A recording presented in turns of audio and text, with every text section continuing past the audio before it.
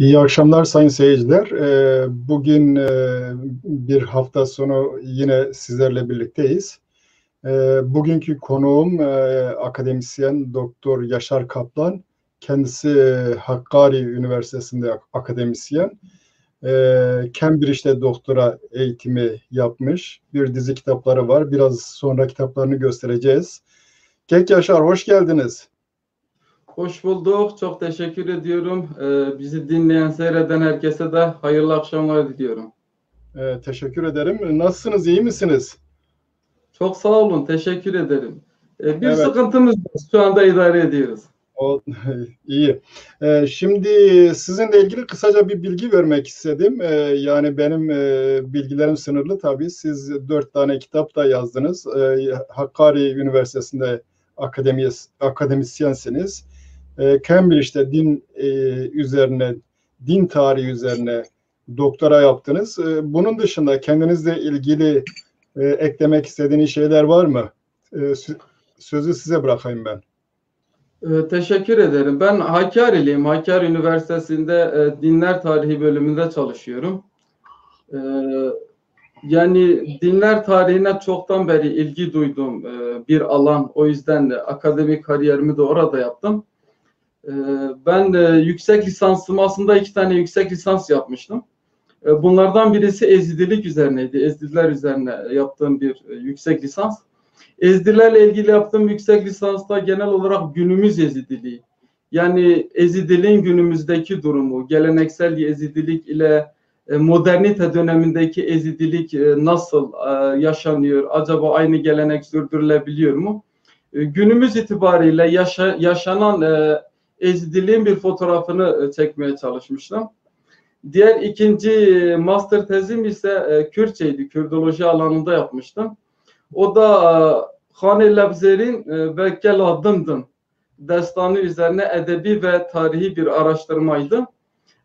Edebi olarak Hakkari bölgesindeki dengbejlerden 10 ayrı Dımdım destanı nüshasını derlemiştim. Bunlarda kullanılan motifler, bunları işlemiştim.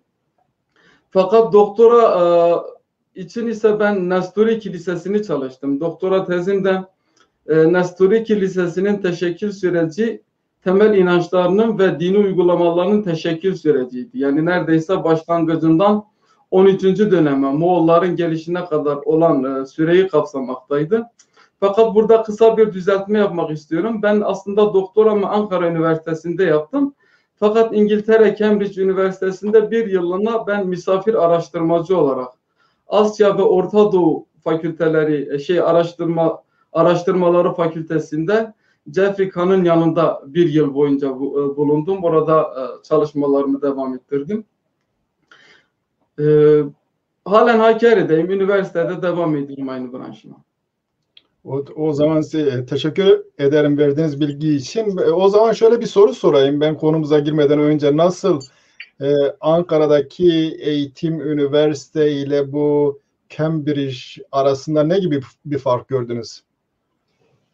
Dikkatinizi en fazla çeken.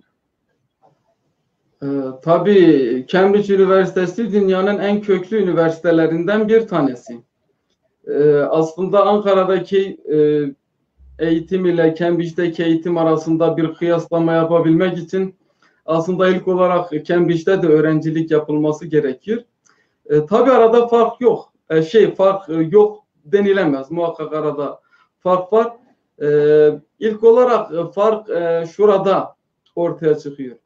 Cambridge Üniversitesi hem çok köklü bir üniversite hem de çok zengin bir kütüphanesi var. Evet. Yani dünyadaki bütün dillere, kültürlere ait el yazması eserler neredeyse 200-300 yıldan beri oryantalistler tarafından Cambridge'de toplanmış. Ve dünyadaki çeşitli alanlarla, ilahiyat alanları diyeyim, dinler ile ilgili veya dini literatürlerle ilgili çalışmaların hemen hemen erken dönemde yapıldığı bir üniversite. Bu konuda Süryaniler veyahut Nesturiler, Yakubiler, Keldaniler ile ilgili çalışmalar da ilk olarak Cambridge Üniversitesi bünyesinde yapılmış. Dünyada işte Nesturilerle ilgili yapılmış olan birçok önemli çalışma, Nestoriler dışında diğer dini geleneklerle ilgili de birçok çalışma ilk olarak Cambridge'de çalışılmış veya Cambridge kökenli araştırmacılar tarafından çalışılıp yayınlanmış. Aynı zamanda Süryani literatürüne ait yazma eserleri de önemli ölçüde Cambridge Üniversitesi'nde toplanmış. Bu bakımdan tabii ki Cambridge Üniversitesi hem sahip olduğu işte tecrübe, uzun köklü yapısı ve sahip olduğu kütüphaneler ile, zengin kaynakları ile Türkiye'deki herhangi bir üniversiteden çok çok daha önde. Eğitim konusunda ise, eğitim anlayışı konusunda ise tabii ki Avrupa'nın köklü üniversitelerinden birisi olan Cambridge'deki eğitim düzeyi, eğitim anlayışı ile Türkiye'deki herhangi bir üniversitenin eğitim anlayışını kıyaslamak yani zor bir konu. Fakat bu şu anlama gelmemeli, yani Ankara Üniversitesi'deki eğitim veya orada yapılan çalışmalar iyi değil anlamına gelmiyor. Sadece biz Ankara Üniversitesi'ni kıyasladığımız Cambridge Üniversitesi olunca haliyle biraz durmak zorunda kalıyoruz. Tabii aynı yani bırak Ankara'yı, İngiltere içerisinde daha üniversiteler arasında gelenek olarak bir fark var. Biz önce kitaplarınızdan başlayalım, onları bir göstersinler. Reji Eğer kitapları, evet, bundan bahsettiniz. Beytü Destanên Kurdî.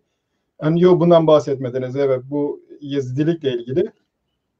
Evet, bu Ezidilik ile ilgili benim aslında yüksek lisans tezimin gözden geçirilmiş ve biraz daha zenginleştirilmiş olan hali. Fakat ben şimdiki halimle eğer Ezidiliği tekrar çalışmaya başlarsam büyük ihtimalle çok farklı şeyler söylemem gerekecek. Çünkü o kitabı 2011'de yayınlamıştım. Fakat eğer şimdi tekrar bu alanı çalışmak istersem, bu kitabı yazmaya karar verirsem, orada serdettiğim bazı görüşlerimi daha da detaylandırmam yahut da değiştirmem gerekecek olabilir. Bunu şimdilik söylemekle yetineyim. Evet, ben bu ifadenizi çok takdir ediyorum. Bu aynı zamanda bu dinler tarihini çalışırken de aslında göz önünde alması gerektiği şeydir. Her şey süreç içerisinde değişiyor. Evet, Kela Dımdım Kalesi üzerine. Evet, bu da benim diğer bir yüksek lisans çalışmam. Bu da biraz önce gerçi kısaca bahsettim. Kürt edebiyatının en önemli destanlarından birisi olan Dımdım Kalesi destanını işliyor. Hem tarihi hem de edebi bir inceleme. Yani tarihi belgelere dayalı olarak bu olay nasıl geliştiği, ne zaman geliştiği, hangi şartlarda geliştiği ve sonuçlandığı. Bir de edebi metinlerde Kürt halkının hafızasında veyahut folklorunda nasıl yer edindiği, hangi motifleri barındırdığı, bunları değerlendirdiğim bir çalışma. 700 kıta civarında da destanın kendi metni var. Halk arasında derlediğim 700 kıta civarında, ki büyük ihtimalle şimdiye kadar yapılan bu destanla ilgili yapılan derlemelerin en uzun versiyonu bu oluyor. Bu da önemli bir çalışma. Beytü Destanên Kurdî yaklaşık olarak 12 Kürt destanını ihtiva ediyor. Yani Dımdım Kalesi destanından Memuzine, Yusuf Peygamber'in hikayesinden işte efendime söyleyeyim Şerik Ulana Kumriye, bunun gibi 12 tane uzun Kürt destanı, Hakkari bölgesinden derlediğim Kürtçe destanı ihtiva ediyor. Bu Kaniyas Tıranan, ben belki de söylemeyi unuttum, bir de benim derlemeci yönüm vardır. Hakkari'de şarkı, türkü, masal, atasözü ne bulabildiysem onları derliyorum ve derlediklerimi de vakit buldukça kitap halinde yayınlıyorum. Burada da 700 civarında Kürtçe şarkı var, ihtiva ediyor. Fakat benim tespit edebildiğim 14-15 çeşit Kürtçe stran türünden 4 tanesini ihtiva ediyor. Daha diğerleri sırada bekliyor. Nasip olursa onları da vakti geldikçe yayınlamaya çalışacağız. Başarılar diliyorum. Haydi, başarılısınız, gençsiniz. Peki, ya daha zamanınız var birçok ürün verebilmek için. Şimdi şöyle başlayalım.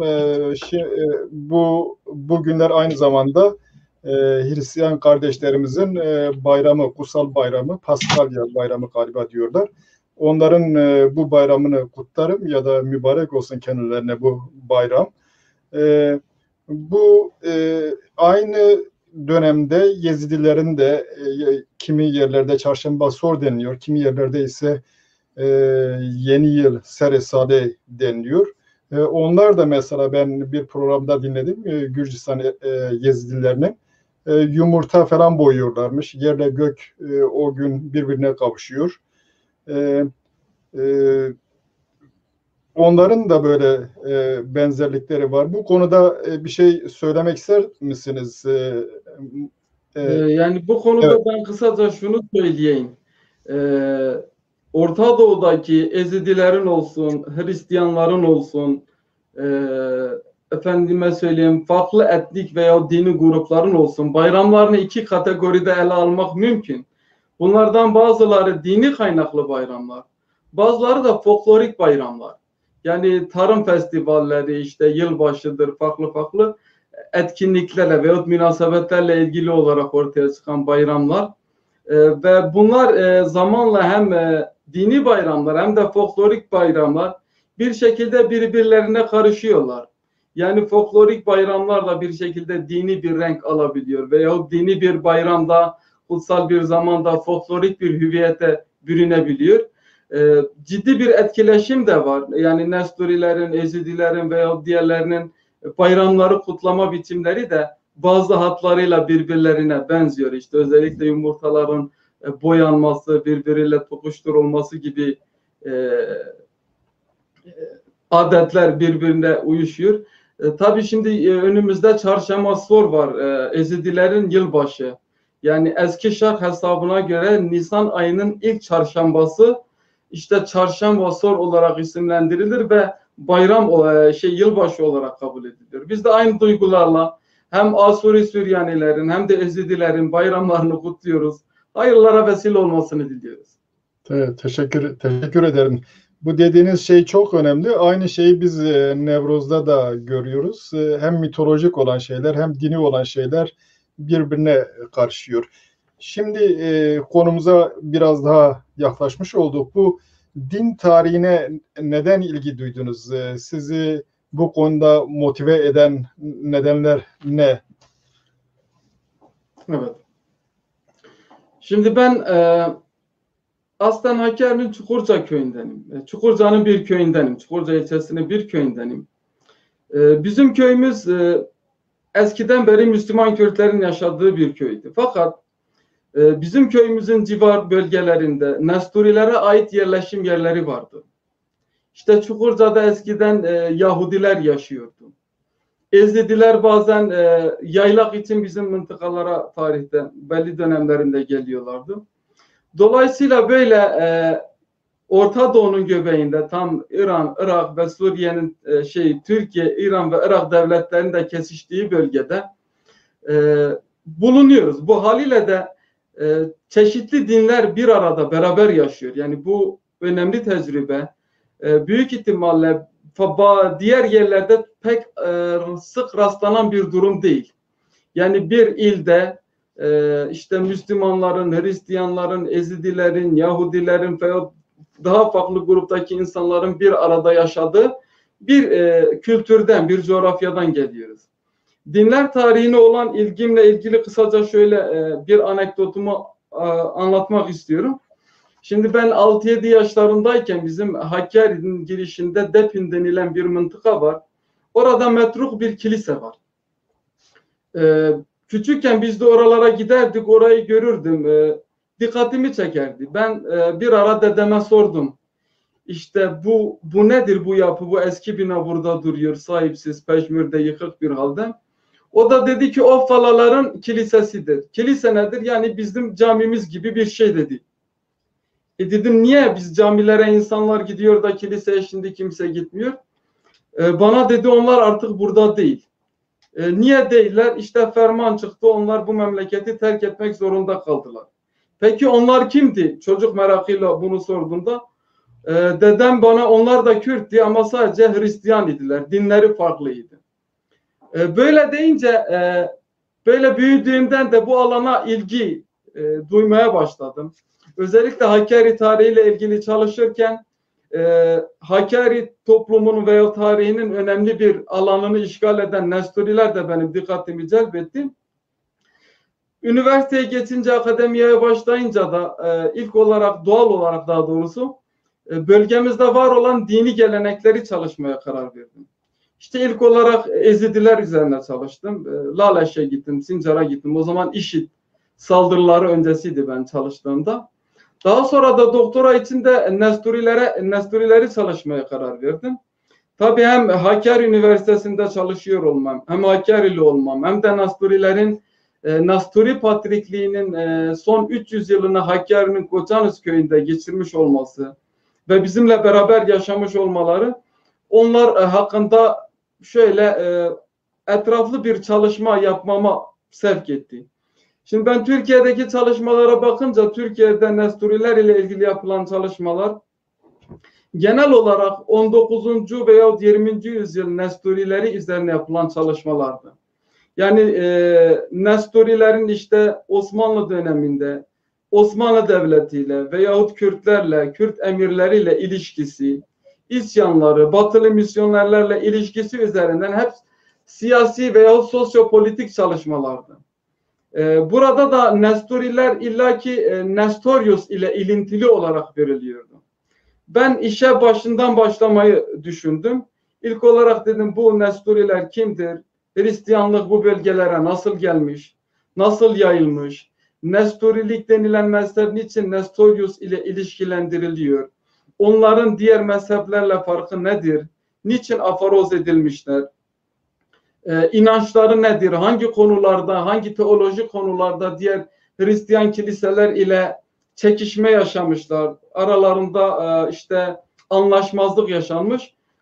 Bunu ilk önce bir ortaya çıkarmayı düşündüm. Ondan sonra bir Nesturilerin kim olduğu, ne oldukları tamamıyla anlaşıldıktan sonra bundan sonra diğer yapılacak olan çalışmaların daha rahat olacağını, en azından bir yeri dolduracağını, bir şeye tekabül edeceğini düşünerek Nesturiler üzerine yoğunlaşma çalıştım.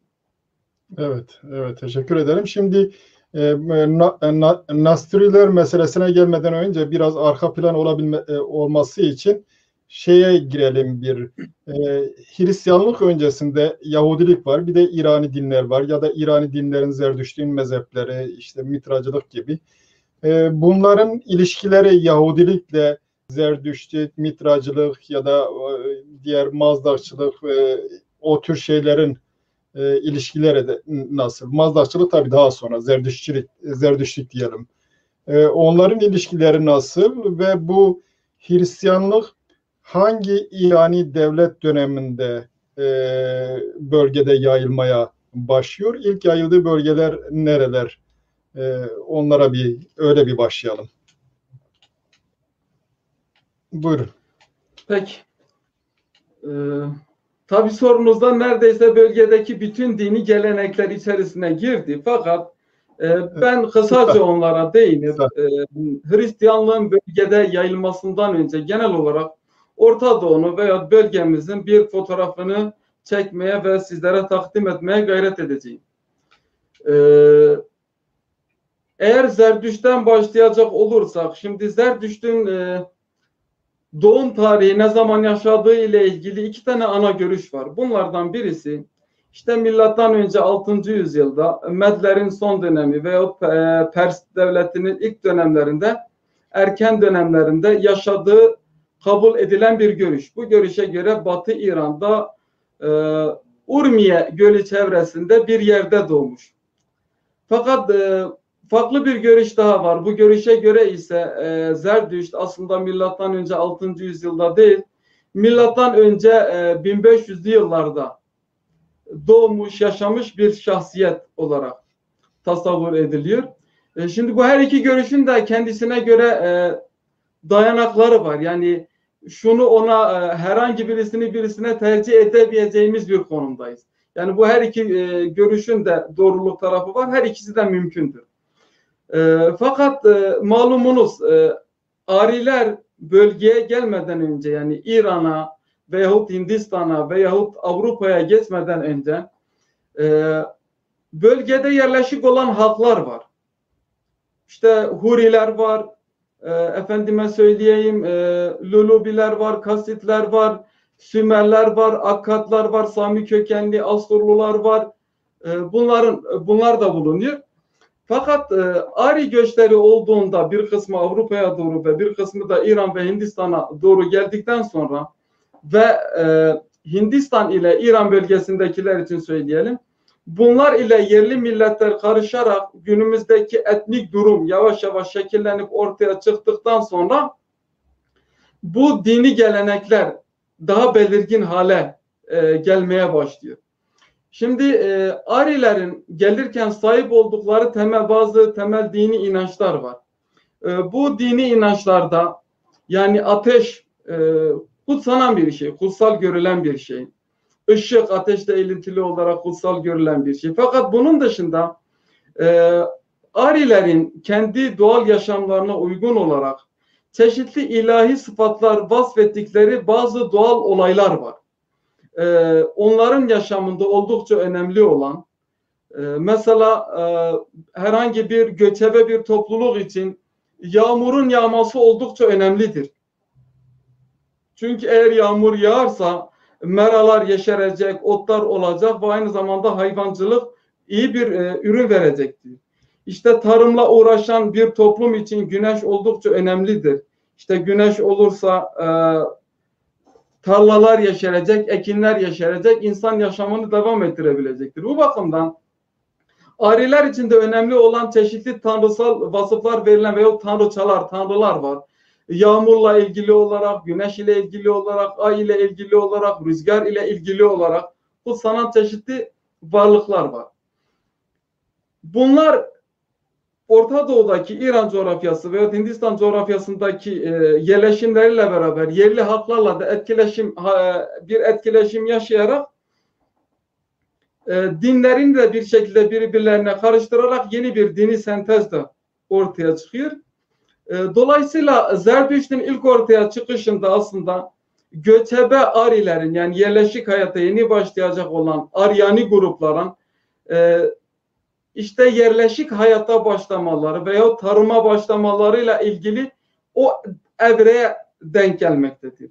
Bu bakımdan biz Zerdüşt'ün vaaz ettiği dini gelenek ile Ariler ve onlarla beraber işte şekillenen yeni toplulukların geleneksel dinleri arasında bir farklılık görüyoruz. Evet. Zaten Zerdüşt'e atfedilen yani Avesta'da Zerdüşt'e atfedilen bölüm Gatalar bunlar oldukça kısa.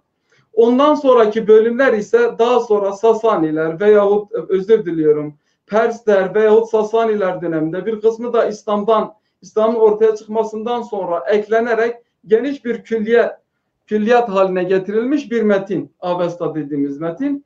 Bu arada Avesta dilinde olan ve Zerdüşt'e atfedilen Gatalar bölümü oldukça kısa.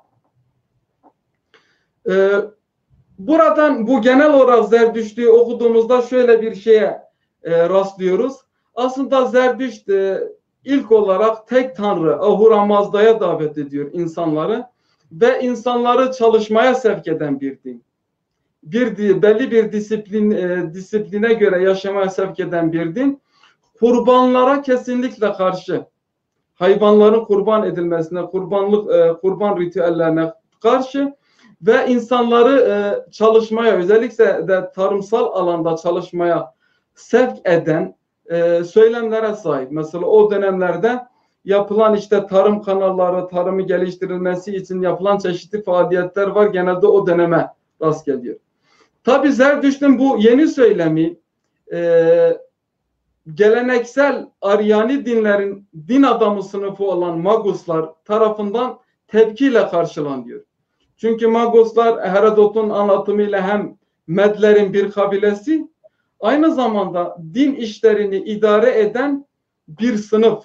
Bunlar yıldız bilimci veya büyücü olarak da yabancı dillere çevriliyor. Öyle de anlaşılıyor. Doğal olarak Zerdüşt ile onlar arasında bir çatışma başlıyor. Yani bunlar Zerdüşt'ün çağrısını kabul etmek istemiyorlar. Kısaca toparlamak babından söylüyorum. Zerdüşt kendi yurdunu terk etmek zorunda kalıyor ve Doğu İran'a doğru gidiyor. Orada bir prens tarafından görüşleri sahipleniyor ve onun dini kabul ediliyor. Taban bulmaya çalışıyor. Fakat onun ölümünden sonra bir müddet sonra devlet zoruyla diyelim tırnak işareti içerisinde Zerdüşt tarafından veya Zerdüşt dinine ait kimseler tarafından yerel inançlarda yani yerel Aryani dinlerdeki inançlarda ısrar edenler Devyasna perestler olarak tarif ediliyor. Devyasna işte dev yani şeytani güçler, kötülük güçleri. Yasna da tapınmak yani şeytana tapınanlar, kötülük güçlerine tapınanlar olarak ifade ediliyor. Fakat kısa bir müddet sonra Zerdüşt'ün işte ortadan kaldırmaya çalıştığı yerel tanrılar, Ahura Mazda dışındaki tanrılar tekrardan kısa bir müddet sonra Zerdüştlüğü de etkisi içine alarak işte Mitra'dır veya diğer tanrılar boy göstermeye başlıyor. İskender'in seferi var. İskender milattan önce 330'lu yıllarda Orta Doğu'ya sefer düzenleyip Persleri ortadan kaldırdıktan sonra işte Helenizm var. Doğu kültürlerini ve Batı kültürlerini karıştırarak yeni sentezleyerek yeni bir oluşum ortaya koyma çalışmaları var. Bu durum Helenizm faaliyetlerinden sonra hem Batı'daki Yunan tanrıları Orta Doğu'da İrani Aryaniler arasında tanınmaya, kabul görmeye başlıyor. Hem de aynı zamanda İran kökenli veyahut Aryani kökenli tanrılar veyahut bu Aryanilere ait kült de Roma sınırlarına, Avrupa'ya, efendime söyleyeyim Afrika sahillerine kadar geniş bir alanda yayılmaya başlıyor. Özellikle Mitraizm ve güneş kültü Hristiyanlığın ortaya çıktığı dönemden 4. yüzyıla kadar Roma toplumunda ve Roma devletinde oldukça etkin bir kült olarak varlığını devam ettiriyor. Böyle bir karşılıklı durum var. Bunun dışında Yahudilere kısaca gelecek olursak, Yahudilerden malumunuz işte Filistin'de ortaya çıkan bir din. Fakat kısa bir süre sonra Filistin coğrafyasının dışına çıkıyor. Nasıl, ne şekilde geçiyor? Malumunuz Asurlular devleti var. Asurlular devleti oldukça yayılmacı bir devletti. Bunlar milattan önce 700'lü yıllarda Yahudilerin sahip olduğu devletleri yıkıyorlar ve Yahudi toplumunu kendi bölgelerine yani Babil'e sürgüne götürüyorlar, sürgün ediyorlar. Daha sonra 500'lü yıllarda aynı şekilde Babillilerin tekrar Yahudi toplumuna yönelik, Filistin'deki Yahudilere yönelik böyle bir Yahudi sürgünü hikayesi oluyor. O dönemde de yine tekrar Yahudiler özellikle Mezopotamya bölgesine hem Güney Mezopotamya'ya hem de Kuzey Mezopotamya bölgesine sürgün ediliyor. Böylelikle Orta Doğu'da bu coğrafyada Yahudilik de görülmeye başlanıyor. Bunun dışında Sabi'iler dediğimiz bir dini gelenek var. Bunlar Mandaanlar olarak da biliniyor. Bunlar da aslında kendi kitaplarına göre Hazreti Yahya taraftarı olan bir grup Hristiyan. Bunlar da Romalılardan kaçarak bir şekilde Güney Irak yani şimdiki Babil bölgesine yerleşiyorlar. Onların da böyle bir dini gelenekleri var orada. Onun dışında dini gelenek olarak neler var eğer söylememiz gerekirse?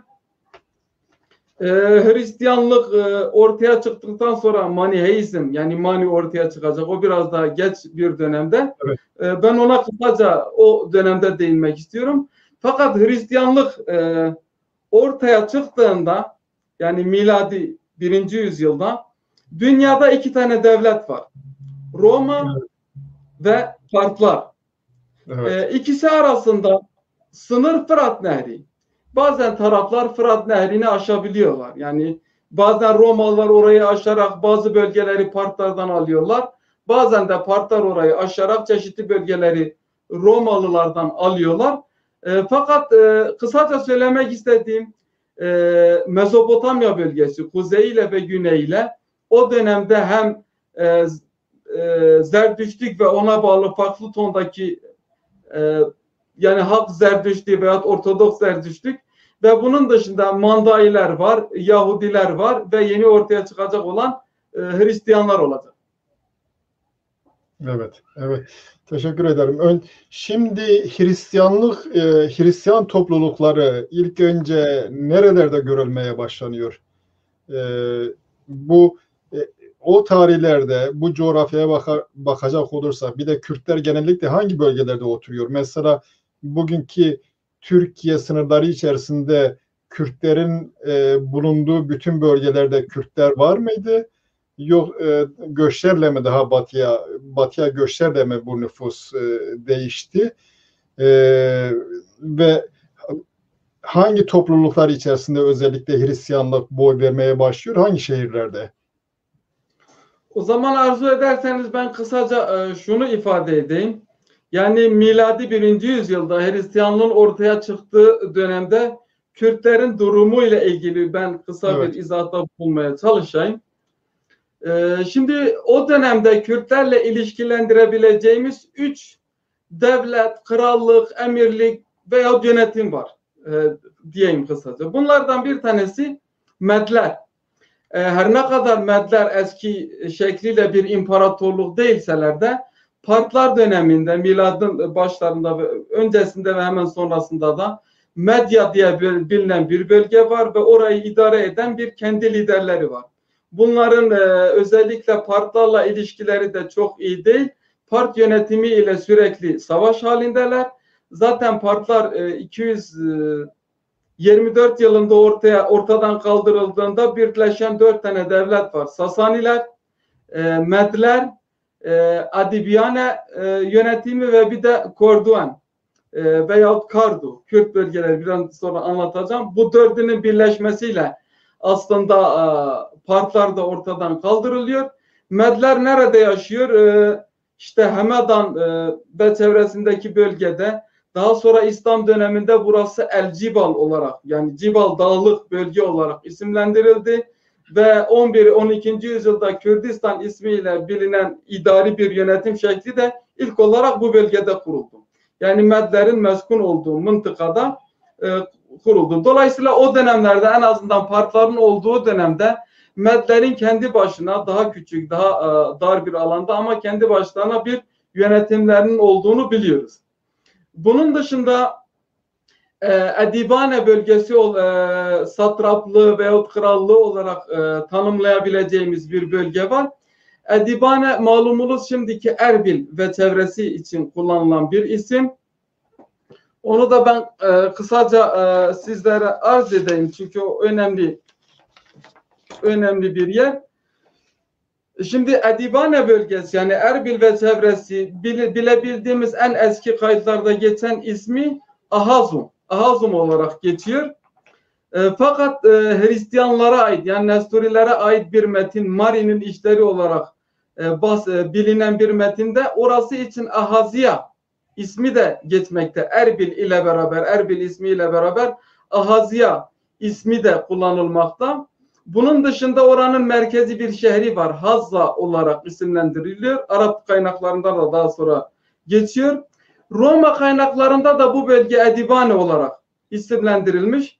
Mesela Romalı tarihçi var. Marsilior 4. yüzyılda. Ona göre bu Edibane ismi Zab isminden gelmekte. Zab ismi de malumunuz Zab aslında Sümerce'de ırmak için, nehir için kullanılan Zubi kelimesinden büyük ihtimalle onunla bir bağlantısı var. Çünkü çoğul eki olarak ene takısı ekleniyor. Zubi ene. Yani ırmaklar. Buradan da şu kastediliyor. Büyük Zab ile küçük Zab arasındaki kalan mıntıkayı ifade etmek için. Biliyorsunuz küçük Zab hemen Kerkük yakınlarında Dicle'ye karışıyor. Büyük Zab da Erbil'in daha batısında, Musul'un güneyinde Dicle'ye karışıyor. İki nehir arasında bölgeleri ifade etmek için kullanılan bir isim. Fakat bu Edibane veya Hazze ismiyle ilgili olarak bildiğimiz Hazbani isimli büyük bir aşiret konfederasyonu var. Bir Kürt aşireti. Bu İslami dönemde de oldukça etkin bir aşiret. Niçin etkin? Çünkü mesela Revadiler, Şeddadiler, Selahaddin Eyyubi'nin mensup olduğu aşiretin kendisi de bu kadim Hazbani aşiretinin değişik kollarından oluşuyorlar. Bunlar İslam'dan sonra da yani 9. 10. yüzyılda da hem Erbil bölgesi ve çevresinde bir yönetim kuruyorlar. Hem de daha sonra ona bağlı kollar Urmiye'de, Tebriz'de, şimdiki Kafkasya bölgesinde Revadiler ve Şeddadiler gibi iki devlet kuruyorlar. İşte bu Partlar dönemindeki bu Edibane Beyliği de bazen bağımsız, bazen de partlara bağlı bir sınırları da değişebilen, bazen Nusaybin'e kadar genişleyebilen, bazen daralan bir yönetim olarak karşımızda. Üçüncü Kürtler ile ilişkilendirebileceğimiz yönetim ise bu Anabasis'te geçen Karduhi olarak tanımlanan, yani Van Gölü kıyıları ile Musul arasında Dicle Nehri'nin etrafında ve doğusuna doğru dağlık alanda bulunan bir halk ve bunların sahip oldukları yönetim. Bunlar biraz sonra belki biraz daha ayrıntılı, çünkü bunların isimleri mesela işte Süryani kaynaklarda Kardo, Kardoya, Kordavaya gibi değişik isimlerle isimlendiriliyor. Roma kaynaklarda Corduene olarak geçiyor. Bunu belki biraz sonra biraz daha detaylı anlatacağız. Fakat bu her iki yönetime ait krallara da atıflar var. Romalı tarihçiler tarafından veyahut Süryani kaynaklarında veyahut Ermeni kaynaklarında hem Corduene hem de Edibane yöneticileri, kralları ile ilgili isimlerinden bahsedilen bazı krallar var. Fakat bu çok önemli, çünkü bu çalışılmadı.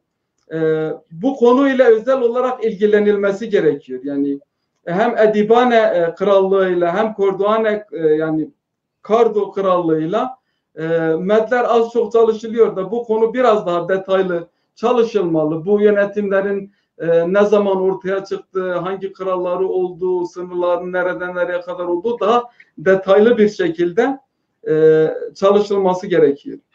Evet. Bendeki notlarda mesela 109'dan milattan sonra 116 yılları arasında Kraliçe Helena'dan bahsedilir. Evet, biraz sonra belki oraya ayrıntılı bir şekilde geleceğiz. Evet, part eğilimli falan diyor. Yahudi. Bir de peki Urfa, bu bağlamda Urfa'nın durumu nasıl? Kimler oturuyoruz? Arami halk mı? Nasıl?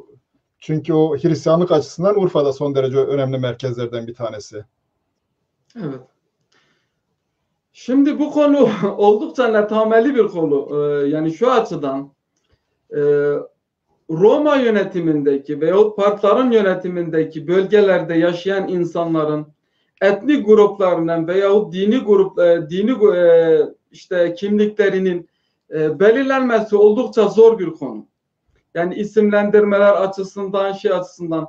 Fakat Urfa merkez için konuşacak olursa, Urfa merkez büyük bir çoğunluğu Süryanilerden oluşuyor. Süryani kökenli insanlar o tarafta oturuyor. Her ne kadar Roma yönetimi altında da olsalar, işte Abgar yönetiminde, daha doğrusu kralları Abgar veyahut Manus şeklinde isimlendirilen bir yönetimleri var. Bunlar 200'lü yıllara kadar da bir şekilde partlar ile Romalılar arasında varlıklarını sürdürebiliyorlar, ama daha sonra Romalılar tarafından bunların yönetimi ortadan kaldırılıyor. Urfa bölge Hristiyanlığı için önemli bir merkez. Çünkü Hristiyanlığın doğuya yayıldığı kapılardan bir tanesi Urfa. İlk olarak Urfa'ya ulaşması, orada şekil alması ve Urfa'da kullanılan Aramice'nin, işte Süryani ağzının bir edebi dil olarak gelişmesi ve neredeyse bütün doğudaki Hristiyanlar için bir din dili veyahut edebiyat dili haline gelmesi var. Yani o bölgeler için Süryani, Arami kökenli insanların o daha yoğunlukta yaşadığı bölgeler olarak söyleyebiliriz. Fakat oraların biraz daha yukarısındaki dağlık bölgelerde, işte Maraş'a doğru geldiğimizde veyahut Maraş'tan Sivas'a, Malatya'ya, Elazığ'a, Bingöl'e, o dağlık alanlara doğru geldiğimizde burada yaşayan insanların Süryani Arami kökenli olmadıkları, bunların daha çok yani Hititlilerin kalıntıları olabilir, Luvilerin kalıntıları olabilir veyahut oraya yerleşen Süryani Asuri kökenli topluluklar olabilir, bir kısım Ermeniler olabilir. Çünkü o dönemlerde yavaş yavaş bu antik, orada yaşayan var olan antik milletlerin artık Roma veyahut Süryani dilleri içerisinde erimeye başladığı bir döneme tekabül ediyor. Özellikle Hristiyanlığın 4. yüzyılın başlarında Roma tarafından resmi olarak kabul edilmesiyle beraber o bölgelerde yaşayan toplulukların Hristiyanlaşması veyahut Hristiyanlaşmayla beraber bir bakıma kendi yerel dillerini de kaybettikleri bir sürece tekabül ediyor. Sadece o değil, çünkü bazen Persler mesela Romalılara karşı işte zaferler kazandıklarında Anadolu işlerine kadar Pers kolonileri oluşturuyorlar. Yani İrani kökenli halklar gelip oralara yerleşebiliyorlar. Mesela Kapadokya bölgesinde biz çok sayıda işte Pers yerleşiminin olduğunu ve bunların 7. 8. yüzyıla kadar dahi 5. 6. yüzyıla kadar dahi Grekçeyi çok iyi kullanamadıklarını biliyoruz. Bir de Pontus'ta da var aynı durum. Pontus'ta da Evet, İrani koloniler var. Şimdi tabii Urfa'nın kendisi Antakya'ya yakın. Antakya işte 4 tane hem Yunan kültürünün, Selevkilerin merkezi hem de daha sonra Hristiyanlığın 4 büyük merkezinden bir tanesi. Dolayısıyla Urfa oradan da etkileniyor. Bu Urfa'daki Abgarlara o dönemde hatta demokrat soyadını kullanmak herhalde adetten bir şey değil mi? Gerçekten demokratlar mıymış? Yani o zamana göre demokrat oldukları söylenebilir. Evet. Bir de şunu ifade edeyim. Dünyadaki bildiğimiz ilk kilise, bir bina olarak kilise, 201 yılında yani kayıtlara girmiş kilise, 201 yılında Urfa'da yıkıldığı, selde yıkıldığı tespit edilen bir kilisedir. Yani bu açıdan da oldukça önemli. İşte Abgar'ın da anlatıya göre Hristiyanlığa sahip çıkması, Hristiyanlığı kabul etmesi. Tabii bu hangi Abgar olduğu hala tartışmalı ama büyük ihtimalle 8. Abgar olduğu kabul ediliyor. Evet, bir sürü Abgar var. Dolayısıyla şimdi biz Urfa'dan bahsettiğimizden dolayı bu Nesturi meselesine yaklaşmış olduk. Sanıyorum Nesturi yani Nasruddin kurucusu ilk önce Urfa'da bulunuyor. Daha sonra sürgün edildiklerinde Romalılar tarafından bunların sahibine geçiyor. İsterseniz siz o konuya girelim. Nesturilik meselesine nasıl başladı? O zaman oraya girmeden önce bir ara açıklık kapatmaya çalışalım da.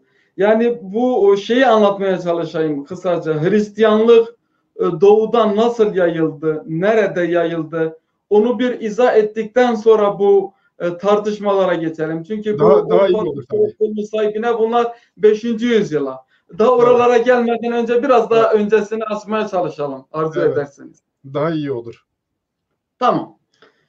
Şimdi Hristiyanlık dediğimiz gibi İsa Mesih dediğimiz tarihi şahıs, Yahudi olan bir şahıs Filistin'de yaşamış ve o dönem kendi öğretisini yaymaya başlamış birisi. İncil'lerden anladığımız kadarıyla İsa Mesih ilk olarak daha doğrusu esas olarak sadece Yahudilerle ilgileniyor.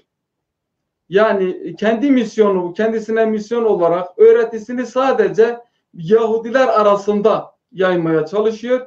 Temel eleştirileri var Yahudilere. Yahudi yasasına yani Yahudi dini şeriatine, dini hükümlerine sıkı sıkı bağlı olmayı söylemekte, savunmakta. Fakat Yahudi din adamları sınıfının Yahudiliği yozlaştırdıklarını, düşmanlarla işbirliği içerisinde olduklarını da belirterek özellikle Yahudi din adamları sınıfını hedef alan bir dini öğreti savunuyor. Ortaya koyuyor, yaymaya başlıyor, çalışıyor. Şimdi İsa Mesih'ten sonra onun havarileri de esas olarak Yahudi olan havarileri de onun bu öğretisini dillendirmeye devam ediyorlar ve ibadet mekanları olarak da yine sinagogları, Yahudi sinagoglarını kullanmaya devam ediyorlar. Fakat Yahudiler kendilerinden çok rahatsız. Çünkü Yahudiler de normalde bir Mesih, bir kral, kurtarıcı bir kral bekliyorlar.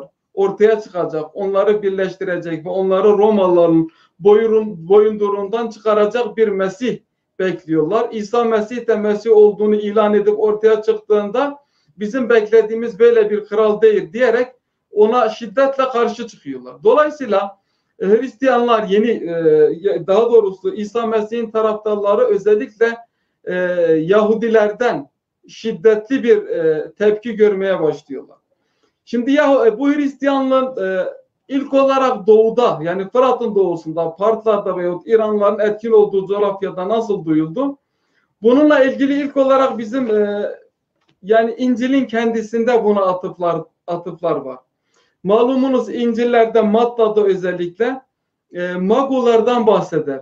İsa Mesih doğmadan önce yıldızlar yoluyla İsa Mesih'in yıldızının, yani ortaya çıktığını, İsa Mesih'in doğacağını öğrenen Magular, bu Medlerin din adamı sınıfına bağlı kişiler İran'dan yola çıkarak Beytlehem'e geliyorlar. İsa Mesih'in doğduğu yere ve soruyorlar, işte biz İsa Mesih'in Yahudi kralını doğacak, biz onu ziyaret etmeye ve ona çeşitli takdimeler vermeye geldik diye söylüyorlar. Onlar da bunu götürüp Yahudi kralı Herod'un yanına götürüyorlar. O da işte, onlar da krala Yahudi kralının doğacağını, yıldızının doğduğunu, kendilerinin onu ziyaret etmek istediklerini belirtiyorlar. Tabii Herod aslında şaşırıyor buna. Yani eğer bunların söylediği şekliyle bir kral ortaya çıkarsa ilk başta benim krallığım elimden gidecek diyerek onlara diyor ki tamam, siz buyurun gidin onu bulun. Onu bulduktan sonra da bana da söyleyin.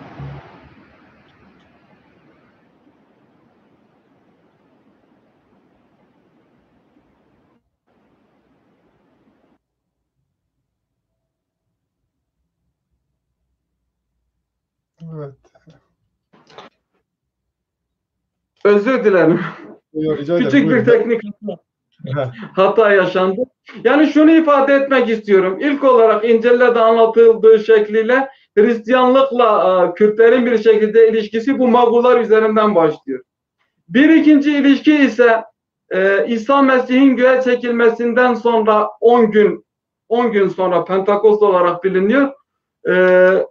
Pentakost bayramında dünyanın çeşitli yerlerinden Kudüs'e, mabede gelen insanlar var.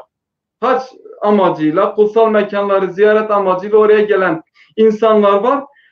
Bunlar arasında Elam bölgesinden, yani Huzistan bölgesinden, Pers bölgesinden, Med bölgesinden gelen kişiler var.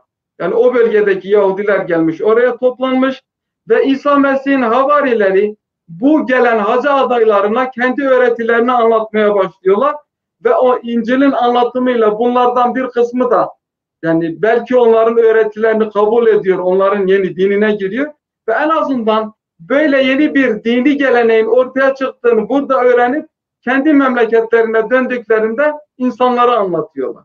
Bu İncil'deki ilk referanslar olarak anlatabileceğimiz şeyler.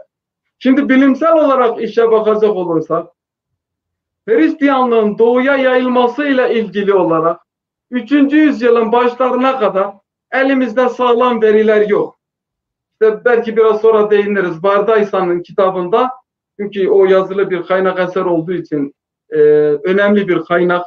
O işte kendi döneminde diyor ki Hristiyan kardeşlerimiz işte Persler arasında, Medler arasında, şurada burada yayılmaya başladı.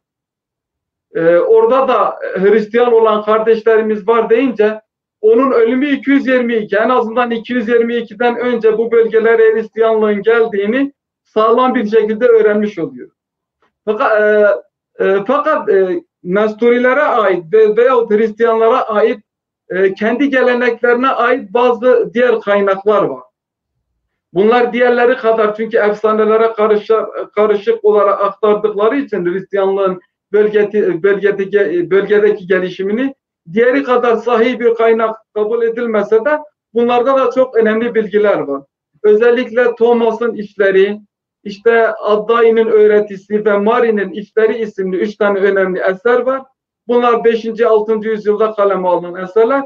Bu eserlerde işte Mar Adda ile Marmari veya Thomas tarafından Hristiyanlığın nasıl Fırat'ın doğusundaki bölgelere yayıldığı efsanevi bir şekilde anlatılıyor. Ve buralarda bizim işimize yarayacak bölgede Hristiyanlığın nasıl yayıldığına dair çok çok önemli bilgiler, özellikle Kürtlerle de ilişkili bilgiler aktarılıyor. Bu da bizim için önemli bir kaynak. Şimdi Partlar döneminde bizim anladığımız kadarıyla bir şekilde Hristiyanlık bölgedeki Yahudiler tarafından, yani bölgedeki Yahudiler tarafından kastettiğim Nusaybin'de, Erbil'de, Musul'da, Babil'de, Medain'de yaşayan Yahudi kolonileri arasındaki Yahudiler tarafından, bir kısım Yahudi tarafından ilk olarak kabul ediliyor ve bu kabul edilen Hristiyanlık onlar vasıtasıyla kendilerine komşu olan Süryani, Arami kökenli diğer insanlar arasında da yayılmaya başlıyor. Burada bunu da ifade etmeden geçmeyelim. Her ne kadar İsa Mesih Yahudi, İbrani de olsa o dönemde İbranice'nin kullanım alanı oldukça daralmıştı. Genel olarak bölgede hem Süryani kökenler hem de Yahudiler tarafından Aramice dili kullanılıyordu ve Aramice dili Orta Doğu'da yaygın kullanılan bir dil idi. Özellikle Persler döneminde de bir resmi hüviyeti vardı. Çünkü Pers diliyle beraber o da resmi bir dil olarak kullanılıyordu. Yaygın bir şekilde kullanılıyordu. Dolayısıyla o Yahudiler ortak dilde olduğu için iki taraf arasında, ikisi de Sami kökenli oldukları için, Semitik arka geçmişleri de olduğu için Hristiyanlık bir şekilde Süryani Arami kökenli insanlar arasında ilk olarak bu Yahudiler vasıtasıyla yayılmaya başlandı. Kısaca şunu ifade etmek edeyim. Partlar döneminde, Partlar biraz daha dini hoşgörüye sahip bir topluluk. Evet, çok yani önemli. orada Yunan kökenli tanrılara tapınılabildiği isimleri geçtiği gibi işte Semitik tanrılara da rastlanabiliyor. Bu konuda bir rezervleri yoktu.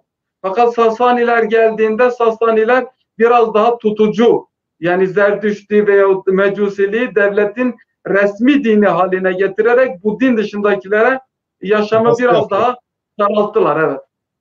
Bu da etkili oldu. Evet, bu değindiğiniz konu çok önemli zaten. Kürt kamuoyunda genellikle Zerdüştlük denilince hep iyi şeylere atıfta bulunur. Halbuki Sasaniler döneminde Zervaniz, Zerdüştlük devletin resmi dini haline geldikten sonra bir baskı aracına dönüşüyor. Zaten o dönemde Kürtlere ve diğer topluluklara ait federal yapı dağıtılıyor. Ondan önce ben sadece ek parantez içi olsun diye bir şey anlatacağım. Bu İsa'nın doğum hikayesinde haklı olarak bahsettiniz. O İran'ın Şiz kentinde Krafto mağaraları var. Mitracı geleneğe ait. Işık oraya giriyor. Orada Mitra'nın doğduğu hikayesi, efsanesi var. Bu daha sonra yani Tanrı'nın yeni bir vücutta başka bir yerde dünyaya geleceğiyle ilgili Mecusiler arasında yaygın bir görüş var. Bu İsa'ya da geçiyor. Tabii İsa'dan sonra biz bunu başka topluluklarda da görüyoruz. Mesela Ehli Aklar'da var. Hatta Şah İsmail'in kendisinin bir tanrı olarak iddia etmesi gene bu düşünceden kaynaklanıyor. Yani gelenekler nasıl birbirini bir coğrafyadan diğer coğrafyaya taşınıyor, onu anlatmak için ben söz ettim. Bu Sasaniler meselesine geldiğimiz zaman Sasanilerle ilgili tabii Sasanilerin din politikasını nasıl görüyorsunuz? Bunların bu dönemde gerek Hristiyan topluluklara gerek Zerdüştlük içerisinde farklı akımlara, Yahudilere karşı tutumları nasıl? Gerçi değişik dönemlerde değişik politikalar var ama buna değindikten sonra herhalde İrani Hristiyanlığa girmek daha doğru olacak. Evet. Evet. Şimdi tabii bunda Mani'nin etkisi de var. Bir bakıma Mani'nin ortaya çıkardığı hareket veyahut Hristiyanlığın İran coğrafyasında sürekli olarak gelişim göstermesi, insanların Hristiyanlığa meyletmesi, bir bakıma işte Sasaniler iş başına geldiğinde, yönetime geldiklerinde eğer bu gidişat durdurulmazsa insanlarımızın çoğu bizim dinimizden çıkıp bu diğer dinlere geçecek korkusuyla din adamları tarafından böyle bir algı oluşturuldu. Tabi burada bizim için özellikle önemli olan Kartir. Kartir Mobedan Mubet olarak biliniyor 3. yüzyılda ve neredeyse İran kralları, hükümdarları dışında kendisi tarafından işte yazılı bir belgesi, yani kayaya yazılmış bir yazıtı bulunan neredeyse tek İranlı şahıs diyebileceğimiz bir şey. Bu yazıtında yani 271-293 dönemleri arasında yaşamış bir hüküm sürmüş birisi. Mecusilerin en büyük dini otoritesi olarak geçiyor. İşte Kartir bu yazdırmış olduğu kitabesinde şöyle bir ifade kullanıyor. Mecusilik dışında kalan Yahudi, Budist, Hindu, Nasrani, Hristiyan, Mandai ve Maniheistleri yok ettiğinden bahsediyor bu kitabeden.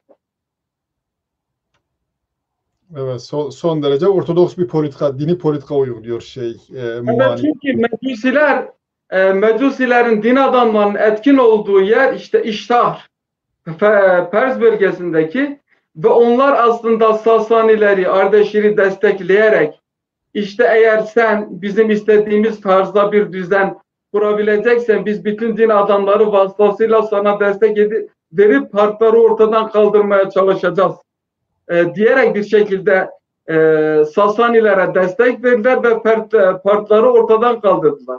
Partları ortadan kaldırdıktan sonra da bir bakıma işte partlar döneminde o dini hoşgörü ortamında kendisine yol bulan diğer dini gelenekleri bir şekilde minimize etmek veya tırnak işareti içerisinde hadlerini bildirmek ve devlet destekli olarak Mecusiliği tekrar güçlendirmek, yaymak yönünde bir politika gütmeye başlıyorlar.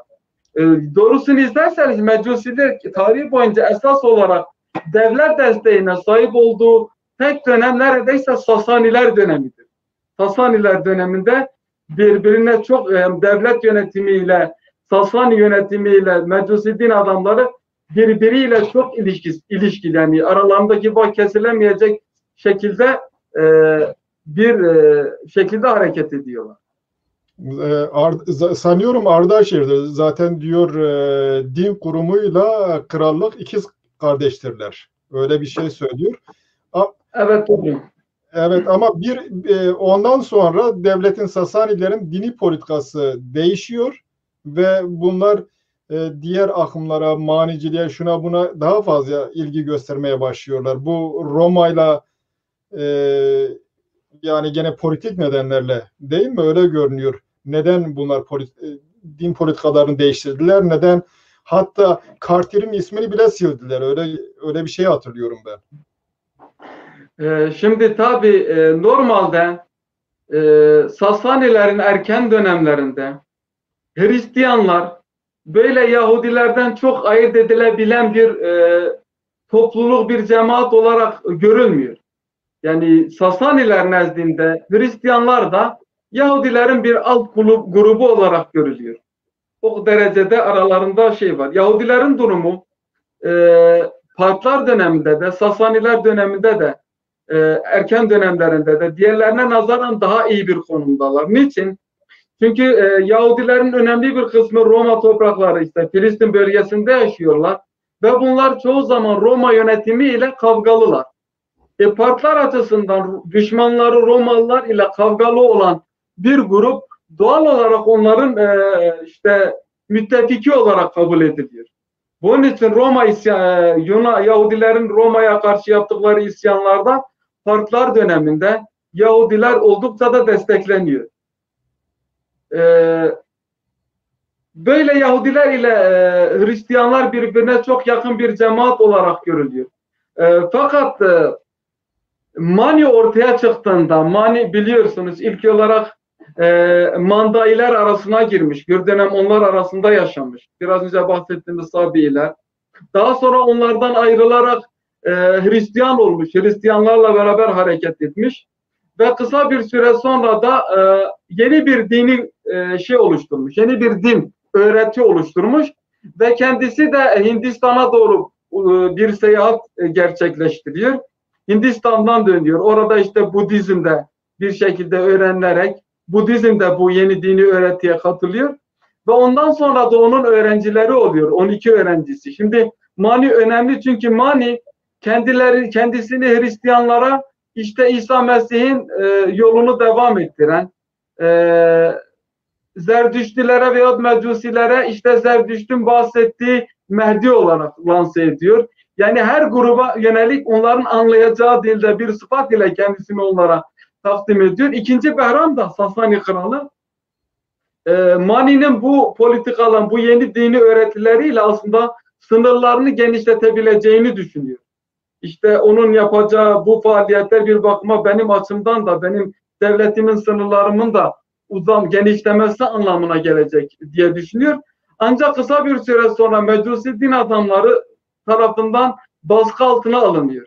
Yani bir şekilde bu Mani ve hareketine bir dur demen gerekiyor diye.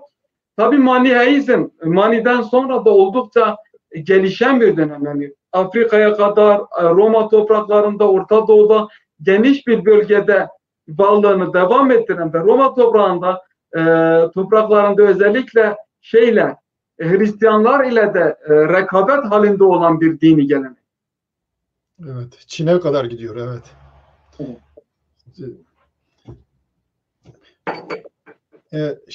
Bu tabi Bardesan Urfa'da Abgarlar yönetiminde görünen ve biraz önce bahsettiğiniz kitap yazan Bardesan partı olarak geçiyor. Bu hangi etnik gruba dahil? Bu konuda herhangi bir kayıt var mı? Hayır, part olarak geçmiyor. Hatta kendisi de kitabını kendisini Arami olarak nitelendiriyor. Evet. Muhtemelen partlar döneminde olduğundan dolayı herhalde benim öyle dikkatimi çekmiş olabilir. Evet, çünkü onun Abgar yönetiminin partlarla da çok iyi ilişkileri var. Bazen onlara da bağlanıyor. Bazen Romalılara da bağlanıyor. Denge siyaseti yürütmeye çalışan bir bölgede olduğu için. Evet. Şimdi sanıyorum artık Nesürlere girebiliriz o zaman. Tabii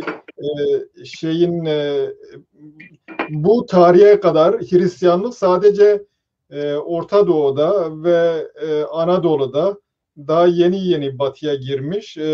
Roma tarafından Hristiyanlık önceleri düşman olarak görünüyor. Hatta Sasanilerin Hristiyanlara saldırdığı dönemde Roma'da saldırıyor. Ama bir dönem sonra politikalar değişmeye başlıyor. Ne dersiniz o konuda? Nasıl Roma'nın politikası, özellikle Doğu Roma'nın ne oldu ve bunun Sasaniler üzerinde, onların politikaları üzerinde etkisi ne oldu? Şimdi o konuyla ilgili kısaca şunları söyleyebilirim. Şimdi Hristiyanlık esasında işte miladi Konstantin'in 313 Milano fermanıyla Hristiyanlığı resmi bir din haline getirmesine kadar aslında Roma topraklarında, Roma'daki nüfusa oranla çok gelişim göstermiş bir dini gelenek şeklinde tanımlayamayız. Yani Romalıların büyük bir çoğunluğu, Roma vatandaşlarının büyük bir çoğunluğu bu dine girdiler. Bundan dolayı Roma yönetimi biz bu dine geçelim gibi bir düşünce içerisinde olmamış. Yani bu Hristiyanların sayısının artmasıyla ilgili değil. Fakat yani Roma imparatorlarının dini politikalarına uygun olarak bir şekilde Roma topraklarını, Roma ülkesindeki birlikteliği sağlayabilecek bir din ve kurum olarak görüldüğü için bir şekilde Hristiyanlık sahiplenilmeye başlandı. İlk önce himaye edildi. İşte faaliyetlerini serbestçe yürütmelerine hakkı verildi. Daha sonra da 325'li yıllarda da resmi olarak himaye edilmeye ve kabul edilmeye işte Roma İmparatoru da Hristiyan olmaya başladı. Şimdi Roma'nın Hristiyan olması Sasani yönetiminin Hristiyanlara, kendi Hristiyanlarına bakış açısını 180 derecede değiştirdi. Özellikle 2. Şapur döneminde.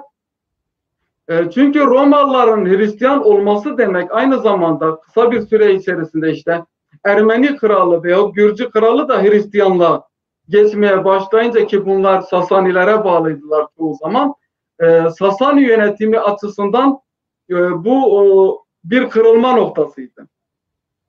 Dolayısıyla kendi yönetimi altında yaşayan Hristiyanlara yönelik politikası da değişmeye başladı. İkinci Şakur döneminde 339 yılından 379 yılına kadar Hristiyanlara yönelik, yani kendi yönetimi altındaki Hristiyanlara yönelik bir zulüm furyası başladı.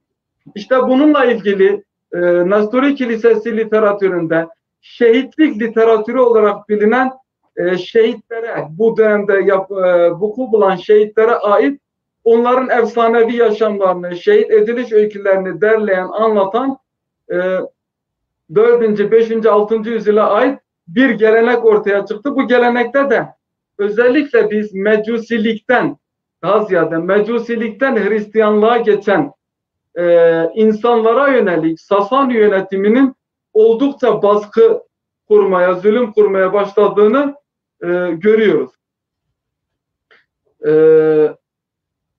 Tabii bu kesin böyle olmuş mudur, olmamış mıdır bilmiyoruz. Fakat nakledildiğine göre işte 2.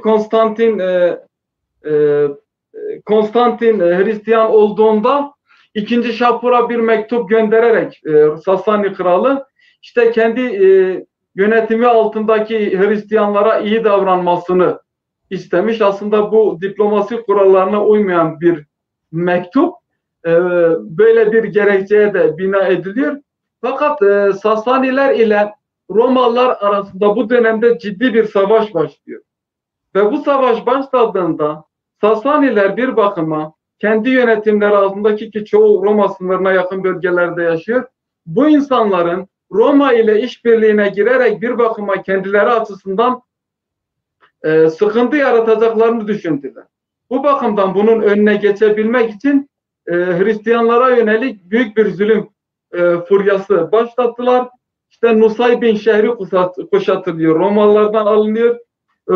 Nusaybin şehri alındığında şehirdeki bütün kültürlü Hristiyanlar orayı terk ederek önce Diyarbakır'a, daha sonra ise Urfa'ya yerleşiyorlar.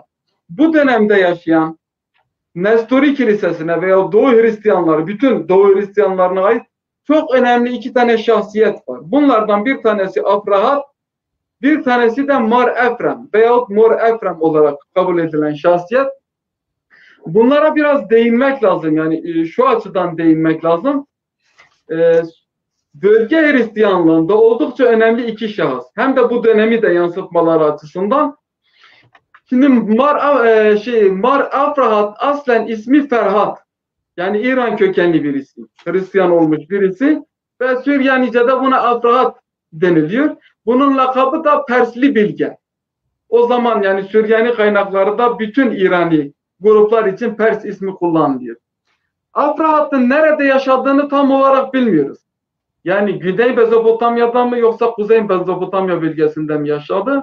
Fakat son dönemde yapılan araştırmalara da özellikle onun Erbil'de yaşadığı anlatılıyor. Niçin Erbil'de yaşaması da şu, çünkü Afrahat'ın eserleri var. Ispatlar diye bilinen bir eseri var günümüze ulaşan. Orada özellikle Yahudiler ile tartışma içerisinde. Yani Yahudilere karşı bir sürü reddiyeler yazıyor. Bundan dolayı anlaşılıyor ki Afrahat'ın yaşadığı bölgede Yahudiler oldukça etkin ve hala Hristiyanlar ile Yahudiler bir bakıma tam ayrışamamış gibi duruyorlar. Bazı Hristiyanlar hala Yahudi geleneklerini devam ettiriyorlar. Afrahat bunun önüne geçmek istiyor. Bu Elena meselesiyle bilmiyorum ne zaman geleceğiz, orada belki biraz daha faydası olur.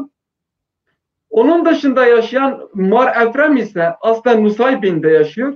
Fakat Nusaybin Sasaniler tarafından alınınca Mar Efrem, biraz önce de söyledik, Urfa'ya yerleşiyor. Ve Urfa'da ilk olarak bir okul kuruyor orada. Bir eğitim kurumu kuruyor. Bu eğitim kurumunu kurduğunda aslında Mar Efrem grubu şehirdeki Hristiyanlar arasında en küçük grubu ifade ediyor. Niye? Şehirde var olan Hristiyanlar büyük bir çoğunluğu Roma devletinin kabul etmiş olduğu Ortodoks Hristiyan inancına sahip değiller. Yani bunlar ya Bardaysan grubu olarak biliniyor, ya Maniciler olarak biliniyor, ya Marsiyoncular olarak biliniyor. Dolayısıyla Mar Efrem Urfa'da özellikle bu adamlarla, yani sapkın Hristiyanlarla kendisi açısından mücadele ederek onları Roma devletinin benimsemiş olduğu Ortodoks Hristiyanlığa getirmeye çalışıyor ve bunun için de onlara yönelik bir sürü baskılar kuruyor. Bardaysa'nın eserlerinin büyük bir çoğunluğu aslında bu Mar Efrem'in faaliyetleri neticesinde ortadan kayboluyor. Biz şunu anlıyoruz. Roma devletinin Hristiyanlığı kabul ettiği dönemde sınırın hem İran tarafında hem de Roma tarafındaki Hristiyanlar arasında farklı gruptaki Hristiyan anlayışlar var. Fakat Roma devleti Hristiyan olunca Ortodoks bir Hristiyanlık ortaya koyuyor ve kendisi gibi düşünmeyen diğer farklı düşüncedeki Hristiyan gruplara yönelik baskı kurmaya, onları ortadan kaldırmaya yönelik bir çalışmanın içerisinde. Dolayısıyla Abrahat'ın temsil etmiş olduğu Sasani yönetimi altındaki Hristiyanlık anlayışı da aslında Yahudilikle oldukla içli dışlı bir Hristiyanlık anlayışı. Semitik karakterler oldukça belirgin. Mesela biz Abrahat'ın eserlerinden daha teslisin tam anlamıyla anlaşılmadığını, bilinmediğini biliyoruz.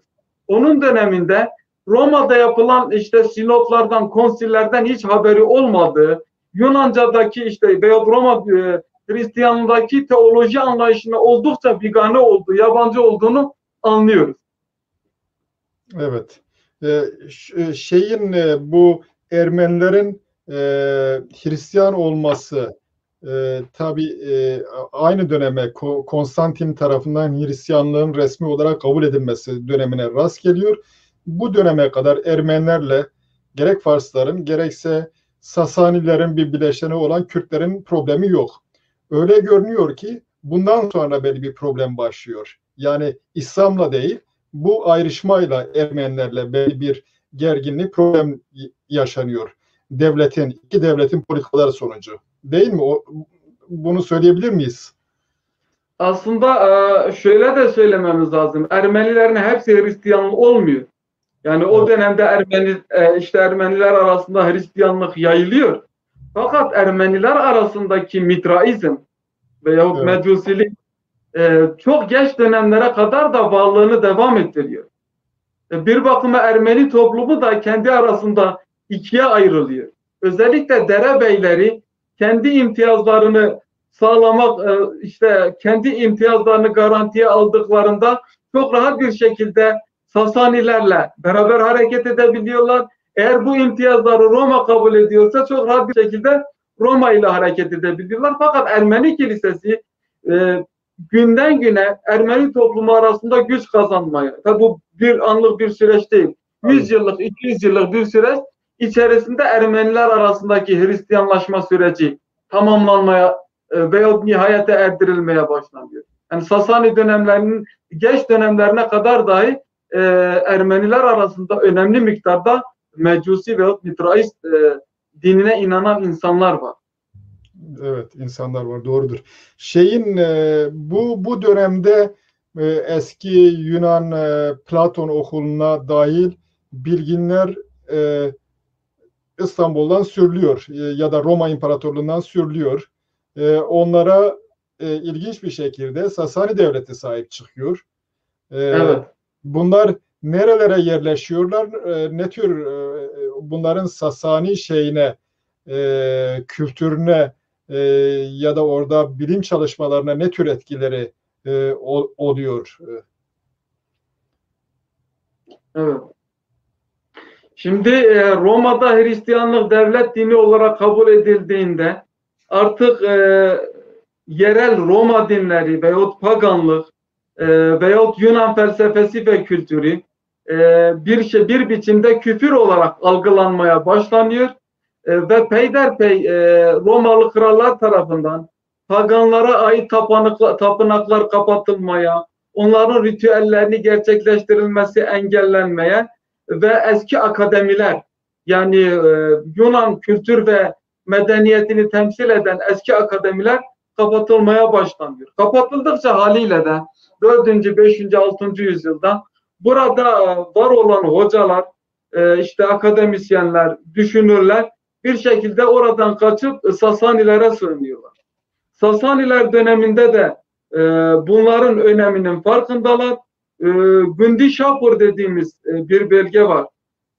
Pers bölgesinde, Fars bölgesinde. Burada bir akademi kuruluyor. Hem burada Roma'dan kaçıp gelen işte pagan düşünürler, filozoflar veya doktorlar istihdam ediliyor. Aynı şekilde farklı bölgelerden, mesela Yahudilerden de, efendime söyleyeyim Nastorilerden de, Budistlerden de, Uzak Doğu ülkelerinden de çeşitli bilim adamları bu akademide faaliyet yürütüyorlar. Hatta Sasaniler ortadan kaldırıldığında Abbasilerin ilk kuruluş dönemlerinde, Halife Mansur döneminde, Bağdat şehri kurulduğunda 740'lı yıllarda halife hastalanıyor. Halife hastalanınca her ne kadar Sasani yönetimi kalmamışsa da Gündişapur'daki akademi bir biçimde varlığını, özellikle de tıp alanındaki varlığını devam ettiriyor. Oradan bu Buhtişu ailesinin ilk temsilcisi çağrılarak Bağdat'a getiriliyor. Bu adam, bu doktor halifeyi iyileştirdikten sonra halife ile iyi ilişkiler kuruluyor ve bir bakıma oradaki akademi bir şekilde Bağdat'a transfer ediliyor. Ve bu andan itibaren Nesturi doktorlar, özellikle Nesturi doktorlar Bağdat, yani Abbasiler Sarayı'nda önemli bir konuma geliyorlar ve kısa bir süre sonra tercüme faaliyetlerinde eski Yunan eserlerinin işte Arapçaya çevrilmesinde ön ayak oluyorlar. Evet. Aynı şekilde sanıyorum Nusaybin'de de bu akademi kuruluyor. Bu kaçanların bir kısmı Nusaybin'e de yerleşiyor. Oradaki üniversiteye ya da akademiye. Tabii Nusaybin'deki akademiye gelenlerin durumu biraz daha farklı. Yani evet, bunlar aslında kaçan paganlar değil. Pagan düşünürler değil. Bunlar artık Nestorius'un ardılları, Diofizit görüşte olanlar. Yani 5. yüzyılın başlarından beri. Artık bu bir şekilde bu Nestorius'un meselesine herhalde girmeye başlayacağız. Evet, girelim ona. Buyurun. Tamam o zaman. Şimdi Hristiyanlık şöyle anlatayım. Hristiyanlık, günümüzdeki Hristiyanlık inançları İsa Mesih ile beraber ortaya konulmuş bir dini gelenek değil. Hristiyanlığın resmi ideolojisi, işte doğması, inancı, temel akidesi aslında belli bir süreç içerisinde işte 4. 5. yüzyıla kadar son olarak şekillendirilen bir dini gelenek diyelim. Çünkü Hristiyanlık ortaya çıktıktan sonra İsa Mesih'i Tanrı oğlu olarak kabul etmeyen, onu bir beşer, bir peygamber olarak kabul eden Hristiyan görüşleri her zaman olmuştu. Fakat bunlar Pavlus'un temsil ettiği grup karşısında zamanla zayıfladılar, yok oldular, ortadan kalktılar. Şimdi İsa Mesih'in şahsiyeti Hristiyanlık açısından oldukça tartışılan önemli bir konu. Yani İsa Mesih Tanrı'nın oğlu mudur, değil midir? Evet, eğer Tanrı'nın oğlu olarak kabul edildiğinde ve teslisin bir uknumu olarak kabul ediliyorsa, o zaman İncil'lerde bahsedilen beşer İsa, insan İsa kimdir? Yani Tanrı bir beşerde, bir insanda tecelli etmişse, ifşa olmuşsa insanlığa, o zaman bu tek şahıstaki tanrısal doğa ile insani doğanın ilişkisi nasıldır? Bunun üzerine uzunca yıllar tartışmalar, bölünmeler, anlaşmazlıklar yaşanmış. Burada temel olarak iki tane önemli ekol var Hristiyanlık arasında. Bunlardan birisi Antakya anlayışı, Antakya ekolü. Birisi de İskenderiye anlayışı diyebileceğimiz iki tane mektep var. İskenderiye biliyorsunuz, Mısır'daki İskenderiye şehri, orada işte Gnostik akımlar oldukça etkin. Bu arada yeni Platoncular çok etkin. Yani Platon'un felsefi görüşleri orada etkin. Antakya'da ise Aristo'nun görüşleri. Aristo'nun mantığı daha etkin bir okul. İkisi arasındaki temel mantık şu. Yani İskenderiye ekolü daha fazla tanrısal boyutta, ilahi boyutta atıfta bulunan bir ekol. Antakya ekolü ise İsa Mesih'teki insani doğaya, beşeri doğaya daha fazla atıfta bulunan bir ekol. Nestorius patrik olarak seçildiğinde iki taraf arasında keskin bir tartışma ortaya çıkıyor. Nestorius aslen ailesi, daha doğrusu aslen Germenikal, yani Maraşlı bir aile. Nestorius küçük yaşta belki hiç Germenika'yı da görmemiş. Antakya'da büyümüş, orada eğitimini almış. Çok zeki ve iyi bir hatip olarak ün salmış. 428 yılında İstanbul Patriği ölünce zamanın imparatoru dışarıdan yeni bir patrik tayin etmek istemiş İstanbul'a ve bu Nestorius'u getirip İstanbul Patriği olarak atamış. Tabi Nestorius oraya gittiğinde Antakya'daki görüşlerini ve düşüncelerini de alarak oraya gidiyor. Bir gün onunla beraber, Antakya'dan onunla beraber İstanbul'a gelen bir arkadaşı, bir papaz, bir vaaz esnasında Meryem'e Tanrı annesi denilmemesi gerektiğini anlatmış. Yani Teotokos denilmemesi gerektiğini anlatmış. İstanbul'da büyük bir tartışma çıkmış. Yani acaba Meryem için Tanrı annesi ünvanı kullanılabilir mi, kullanılamaz mı diye büyük bir tartışma çıkıyor. İnsanlar ikiye ayrılıyor.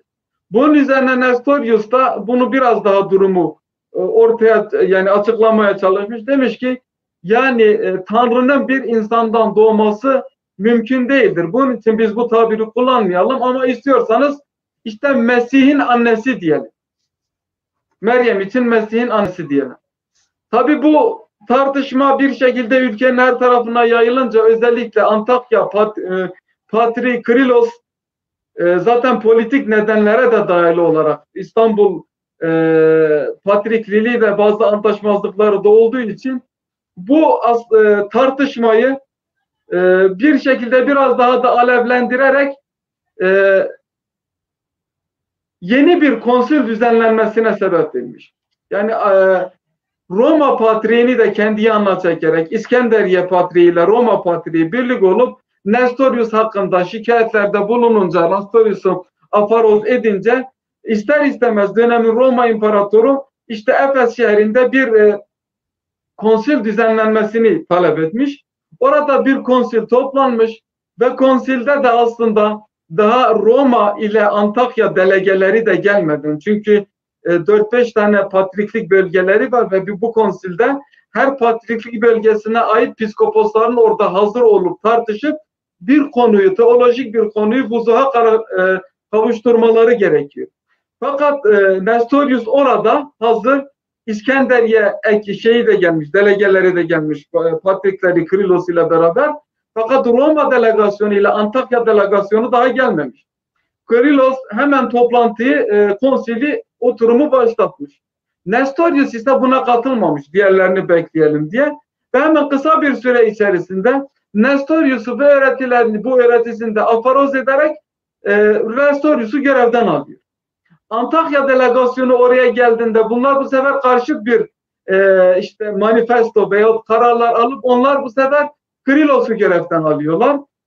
En son Roma delegasyonu geldiğinde bunlar tekrardan toplanıp bu sefer yine Nestorius'u afaroz ediyorlar. Böyle karman çorman bir şey olmuş. Yani mesele vuzuha kavuşturulmadığı gibi bu teolojik tartışma da daha fazla içinden çıkılamaz bir hale sokulmuş. Bunun üzerine hükümdar hem Nestorius'u hem de Kril'i ikisini tutuklamış.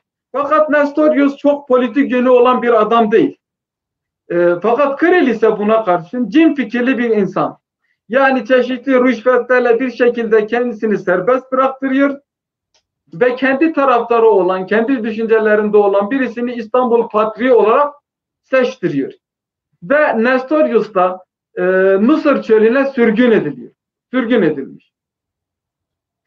Şimdi kısa bir süre sonra Antakya ekolü ile İskenderiye ekolü arasında, yani İsa Mesih'te tek tabiat vardır diyen monofizitler ile İsa Mesih'te iki tabiat, hem insani hem de beşeri tabiat vardır diyen iki taraf arasında tartışmalar, savaşlar, kavgalar ortaya çıkmaya başlamış. Bu Efes Konsili'nden 20 yıl sonra Kalkedon Konsili kuruluyor 451'de.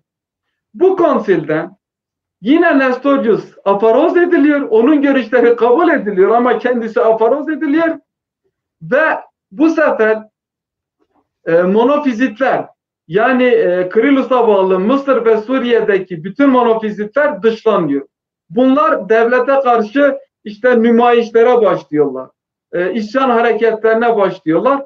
Böylelikle Roma İmparatorluğu'nun doğu sınırlarında yaşayan bir kısım Hristiyanları neredeyse elden gidecek. Roma İmparatorluğu da sürekli Sasanilerle savaş halinde olduğu için bu devlet açısından büyük bir riske tekabül ediyor. Şimdi burada şunu da ifade edeyim. Roma sınırı, ister Roma sınırı içerisinde olsun, ister ise Sasani sınırı içerisinde yaşayan Süryani Aramiler, onlar da bir bakıma kendi aralarında ikiye ayrılıyor. Bir kısmı monofizit oluyor, bir kısmı ise diyofizit oluyorlar. Fakat monofizitlerin devlete küstürülmesi devlet açısından risk olarak görüldüğü için kısa bir müddet sonra bu sefer Roma imparatorları bu monofizit halkın gönlünü alabilmek için Nestorius'u ve ülke içerisindeki diyofizitleri kurban olarak seçiyorlar. Bunlara baskı uygulamaya başlıyorlar ve tekrar monofizit görüşleri egemen görüş olarak kabul ediyorlar. Bu andan itibaren diyofizit görüşe sahip olan insanlar Urfa'ya akmaya başlıyorlar. Çünkü Urfa'da Urfa Piskoposu veya daha önce de Urfa Akademisi odası olan Hiba vardır veya İbas vardır. O diyofizitleri koruyor. Fakat kısa bir müddet sonra monofizitler devlet desteğiyle o derecede bir baskı uygulamaya başlıyorlar ki burada olan insanlar sınırın öte tarafına kaçmaya başlıyorlar. Sasani coğrafyasında kazmaya başlıyorlar. Şimdi burada önemli bir şey var. Urfa Okulu'nda biz biraz önce de değinmiştik. Mar Eprem döneminde kurulmuştu. Urfa Okulu bir eğitim kurulu olarak var ve Sasani yönetimi altındaki Hristiyanlar, din eğitimi almak isteyen Hristiyanlar sınırı aşarak Urfa'ya geliyorlar. Urfa'daki okulda eğitim alıyorlar. Şimdi bunlar burada eğitim alırken Roma'daki teolojik tartışmalara da bir şekilde karışmaya ve katılmaya başlıyorlar. Bunlar da kendi aralarında diyofizit ve monofizit diye ikiye ayrılıyorlar. Fakat diyofizit görüşü benimseyenler ellerini daha çabuk tutup bunlar kendileriyle Sasani tarafına geçtiklerinde bir bakıma kendi kiliselerindeki kilit noktalara gelerek diyofizit görüşü veya Antakya görüşünü, Kristoloji görüşünü İran sahasındaki Hristiyanların, kilisenin de temel görüşü olarak kabul ettiriyorlar. Evet. Biraz uzunca oldu ama böyle kısa oldu. Bu tabii Zeno tarafından 489 yılında Teolojik Fars Okulu sürülüyor. O zaman sürgünler sonucunda Nesuriler diye Nusaybin'a geçiyor ve Sasaniler açısından önemli hale geliyor. Bu daha sonra nasıl Sasanilerin din politikası değişti. Hatta bir dönem bunların Sasani liderleri bir dönem kendilerinin Hristiyan olduğunu da söylüyorlar ama bir dönem sonra daha değişik şeyler yapıyorlar. Politik konjektürün değişmesine bağlı olarak. Evet, kısaca onu anlatayım o zaman. Bu arada Helena'dan da bahsetmiştik. Bu Kraliçe Helena Erdebil'de Siirt kroniklerinde falan bahsedilen, sanıyorum Siirt kroniklerinde onun pozisyonu ne? Helena'nın hayatı aslında miladi 100. yüzyılda ölen evet. İskenderiyeli Yahudi tarihçi, Yahudi düşünür daha doğrusu, Josephus tarafından kaleme alınmış. Çok Yahudi tarihiyle ilgili geniş bir külliyat. Siirt kroniklerinde bahsedilen Helena biraz daha farklı bir Helena. O Roma yönetimindeki ayrı bir Helena. O bakımdan karşılaştırmayalım. Şimdi şöyle arz edeyim o zaman kısaca. Şimdi biz Nesturiler Nesturi Kilisesi olarak söylüyoruz ama aslında o dönemde Sasani yönetimi altındaki Hristiyanlar kendini Nesturi olarak isimlendirmiyorlar. Bunlar kendilerini Doğu Kilisesi veyahut Pers Kilisesi olarak tanımlıyorlar. Doğu Kilisesi veyahut Pers Kilisesi olarak tanımlıyorlar. Şimdi Sasanilerin erken dönemlerinde, daha doğrusu Sasaniler ile, şimdi bu Şapur döneminde bir kavga vardı. Hristiyanlar işte büyük bir baskı zulmü gördük.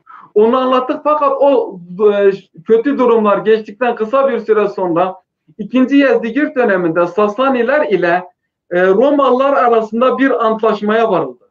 Yani bir antlaşmaya varılınca şöyle antlaşmada da şu maddeler oluyor. Sizin taraftaki Hristiyanlara siz iyi davranacaksınız. Biz de bizim sınırlarımız içerisinde kalan mecusilere karşılıklı olarak onlara dini baskı uygulamayacağız. Böyle bir barış ortamı gelişiyor. Barış ortamı geliştiğinde şimdi Sasaniler yönetimi altındaki Hristiyanların böyle merkezi bir yönetimi, bir organizasyonu yok. Daha seyrek, nasıl anlatayım? Gevşek ilişkilere sahip piskoposluk bölgeleri var. Şimdi Roma İmparatorluğu oradaki Hristiyanları da bir şekilde işte belli bir merkezden yönetilen bir patriklik olarak merkezi bir yönetime kavuşturmak istiyorlar. Bunun için de 4. yüzyılın başlarında doğudaki patrik, doğu sınırlarındaki patrikleri vasıtasıyla Sasani yönetimi altındaki Hristiyanlar arasında bir organizasyon, bir patriklik sistemi oluşturmak istiyorlar. İşte Meyafarkinli, Silfanlı, hem kendisi de aynı zamanda tıp eğitimi almış bir doktor, elçi olarak 2. Yezdigird'e gönderiliyor. Yezdigird ile Roma arasında şöyle bir ilişki var. Şimdi Roma İmparatoru, ismini şu anda anımsayamadım, kendisinden sonra küçük yaşlarda bir çocuğu var. Bu çocuğu 12 yaşında 2. Theodosius yanılmıyorsam tahta geçecek. Fakat Sasaniler ile bir ilişki kurup eğer benim çocuğum tahta geçtiğinde ona babalık, vasilik yapmasını istiyor. Yani başka güçler eğer benim çocuğumun elinden onu tahttan indirmek istediklerinde Sasanilerin kendisine yardımcı olmasını istiyor. Böyle bir dostluk, barış iklimi oluşturuluyor. İşte Meyafarkin Piskoposu Maruta 2. Yezdigir'de elçi olarak gönderiliyor. Amit Farkin, Diyarbakır'daki Amit Lisesi'nin piskoposu. Bu tabi Sasanilerin başkenti Seleucia Ktesifon'a geldiğinde bir şekilde doktor da olduğu için 2. Yezdigirt'i iyileştiriyor hastalığında ve ikisi arasında bir dostluk oluşuyor. Şöyle bir teklif sunuyorlar 2. Yezdigirt'e. Eğer sizin izniniz olursa biz sizin yönetiminiz altında yaşayan Hristiyanlar arasında bir konsil toplamak istiyoruz. Bu konsil Roma'da toplanan konsilden 100 yıl sonraya, 80 yıl sonraya tekabül ediyor. Bu o dönemde Ktesifon Başpiskoposu Mar İshak var. Mar İshak Konsili adı altında 410 yılında Sasanilerin başkentinde bir konsül düzenleniyor ve Roma topraklarında alınmış olan, Efes Konsili'nde alınmış olan kararlar aynı şekilde Sasani yönetimindeki Hristiyanların da kabul etmeleri sağlanıyor. Hatta öyle ki Maruta ile Mar İshak, yani Sasani yönetimi altındaki Hristiyanların lideri, diğer piskoposların yani herhangi bir eleştiri getirmesine, herhangi bir red getirmesine de imkan vermeksizin Roma'da kabul edilen inançları olduğu şekilde Pers bölgesindeki, Sasani bölgesindeki Hristiyanlar için de kabul ettiriyorlar. Mar İshak Konsilinden işte 10 yıl sonra Mar Yahballah döneminde yeni bir konsey kuruluyor, oluşturuluyor. 3. önemli konsil Mar Dadişo Konsili. Mar Dadişo da İran'daki Sasani bölgesindeki Hristiyanların patriği diyebileceğimiz bir şahsiyet. Orada şöyle bir karar alınıyor. Diyor ki Dadişo, bizim 2'de 1 Roma'daki kilise babalarından yardım istememiz veyahut Roma'daki Hristiyanların bir şekilde bizim doğudaki bu Hristiyanların işlerine burunlarını sokması bizi Sasaniler nezdinde işte duruma sokuyor. Yani şüpheli bir duruma sokuyor. Eğer biz bir şekilde kendimizi batıdaki Hristiyanlardan ayrı olduğumuzu, ayrı bir organizasyon olduğumuzu kendi devletimize hissettirmemiz lazım. Eğer biz bunu onlara hissettirmezsek sürekli olarak onlarla kavgalı olacağız ve baskıya uğrayacağız. Ve böylelikle ilk kez bu Dadişo Konsili'de 424'te Sasani yönetimindeki Doğu Kilisesi'nin ayrı bir kilise olduğu, batıdaki Hristiyanlardan hiçbir şekilde onların kendi yönetimlerine karıştırılmasına izin verilmeyeceği şeklinde karar alınarak bağımsız bir kilise olarak teşekkül ediyor 424 yılında. Evet. Bunlar olduktan sonra 424 yılında bundan yaklaşık işte 428, 29, 31 yılında İstanbul'da veyahut Roma topraklarında diyofizit, monofizit tartışmaları oluyor. Aslında Sasani bölgesindeki Hristiyanların buradaki tartışmalardan haberi yok. Nestorius'u bilmiyorlar. Nestorius'tan haberleri yok. Onlar esas olarak Antakya okulunun önemli siması işte Mopsa Estialı Teodor'u kabul ediyorlar. Fakat bir şekilde orada yaşanan tartışmalar kendi bölgelerine yansıyor. Evet. Sonuçta yani bir Sasani kilisesi oluşuyor. Hristiyan olmasına rağmen onların sahiplendiği, ama bu Hristiyan olmalarına rağmen Roma tarafından muteber görünmüyor. Hatta onlar bir şekilde afaroz ediliyor. Değil mi? Yani evet, afaroz ediliyorlar. Aslında Nestorius'un kitabı Doğu'ya, yani Doğu Kilisesi'ne, Nestori Kilisesi'ne kendisinin ölümünden 100 yıl sonra ulaşıyor. Yani Nestorius 453'te ölüyor. Onun kitabı 540 yılında Nusaybin okuluna getiriliyor. Orada Süryanice'ye çevriliyor. Ancak buna rağmen bundan 100 yıl öncesine Nestorius'u tanımadıkları halde batıdaki Hristiyanlar onları Nestoriler olarak isimlendiriyor. Bu neden kaynaklanıyor? Bu da şuradan kaynaklanıyor. Şimdi kısa bir süre içerisinde Hristiyanlık dünyasındaki genel çekişme Süryani dünyasında kendi iç çekişmeleri oluyor. Yani diyofizitler ve monofizitler şeklinde kabaca Fırat'ın öbür taraf batısındakiler monofizit, doğusundakiler diyofizit şeklinde birbirleriyle kavgalı oluyor. Bu Nestorius ismini Doğu Kilisesi için kullanan ilk kişi monofizit görüşe sahip Bed'ar Şamlı Şamon. O diyor ki işte bu yeni şeydeki Sasani yönetimi altındaki Hristiyanların hepsi Nestorius'un görüşünü benimsemeye başladılar. Onun için bunlara Nestorius olarak isimlendirmek gerekiyor. Ancak Nestori denilen insanların esasında bundan daha haberi yok. Evet.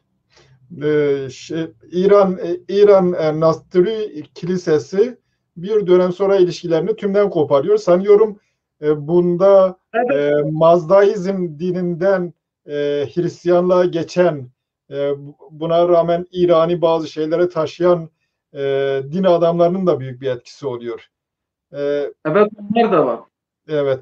Dolayısıyla bu milliyetçilik türlerinden bahsettiğimiz zaman, yani milliyetçilik çağımızda işte diyorlar ulusçuluk falan, milliyetçilik değişik dönemlerde kendilerini değişik şekilde ifade ediyor. Bu bir tür milliyetçilik hali, dini milliyetçilik diyebiliriz değil mi? Bu yani Nestori Kilisesi, Roma Kilisesi, bunlar da milliyetçiliğin bir tür kendisini ifade etme biçimi. Aynı zamanda ideolojik aygıtlar. Aslında şunu söylememiz gerekiyor. Biz Nestori Kilisesi veya Doğu Kilisesi dediğimizde veya şu kilise dediğimizde biz aslında etnik bir gruptan bahsetmiyoruz. Evet. Dini bir gruptan bahsediyoruz. Ve Doğu Kilisesi içerisinde daha başlangıcından beri, Hristiyanlığın yayılmasından beri sadece Süryani Aramiler Hristiyan olmuyor. Aynı bölgede yaşayan Araplar, Farslar, Kürtler, önemli ölçüde onlar da Hristiyan olmaya başlıyorlar. Bunun dışında Çünkü Nestorilik özellikle misyonerliğe de önem veren bir din olduğu için daha Sasanilerin son döneminde işte şeye doğru, Hindistan'a doğru, Orta Asya'ya doğru, Çin'e doğru misyonerlik faaliyetlerine başlıyorlar. Ve oradan da Çinli, Moğol klanlarından, Türk boylarından, Hindistan, Hindu kökenli çeşitli etnik gruplardan, Uygurlardan, Soğuklardan, farklı farklı etnik gruplardan bir sürü insan Nestori olmaya başlıyor, Hristiyan olmaya başlıyor. Biz Nestori kroniklerine veyahut şehitlik rivayetlerine baktığımızda Sasani yönetiminin normal olarak Süryani Arami Hristiyanlardan ziyade Mecusilikten Hristiyanlığa geçenlere yönelik birisi olduğunda onlara özellikle tepki gösterdiğini görüyoruz. Yani onlar diyor ki tamam siz Hristiyan olun ama Mecusilikten insanları Hristiyanlığa dönüştürmeyin. Buna karşı duruyorlar. Özellikle buna karşı çıkıyorlar. Evet. Bir şeyin yavaş yavaş güneyden Arap İslam'da 600 yıllarında 600 kaç yılında doğmaya başlıyor ve kuzeye doğru yayılıyor. Peki bu Sasaniler İstanbul sınırlarına dayanmışken, o kadar güçlüyken aniden neden bu kadar şey hale geldiler? Yani İslam orduları ya da Arap orduları karşısında niye dayanamadılar? Bütün bu güçlerine rağmen. Bunlar şeyi biliyoruz, bu kendi işlerinde çoklu yapıya yani federalizme yönelik merkezileştirme politikası izlediklerini biliyoruz.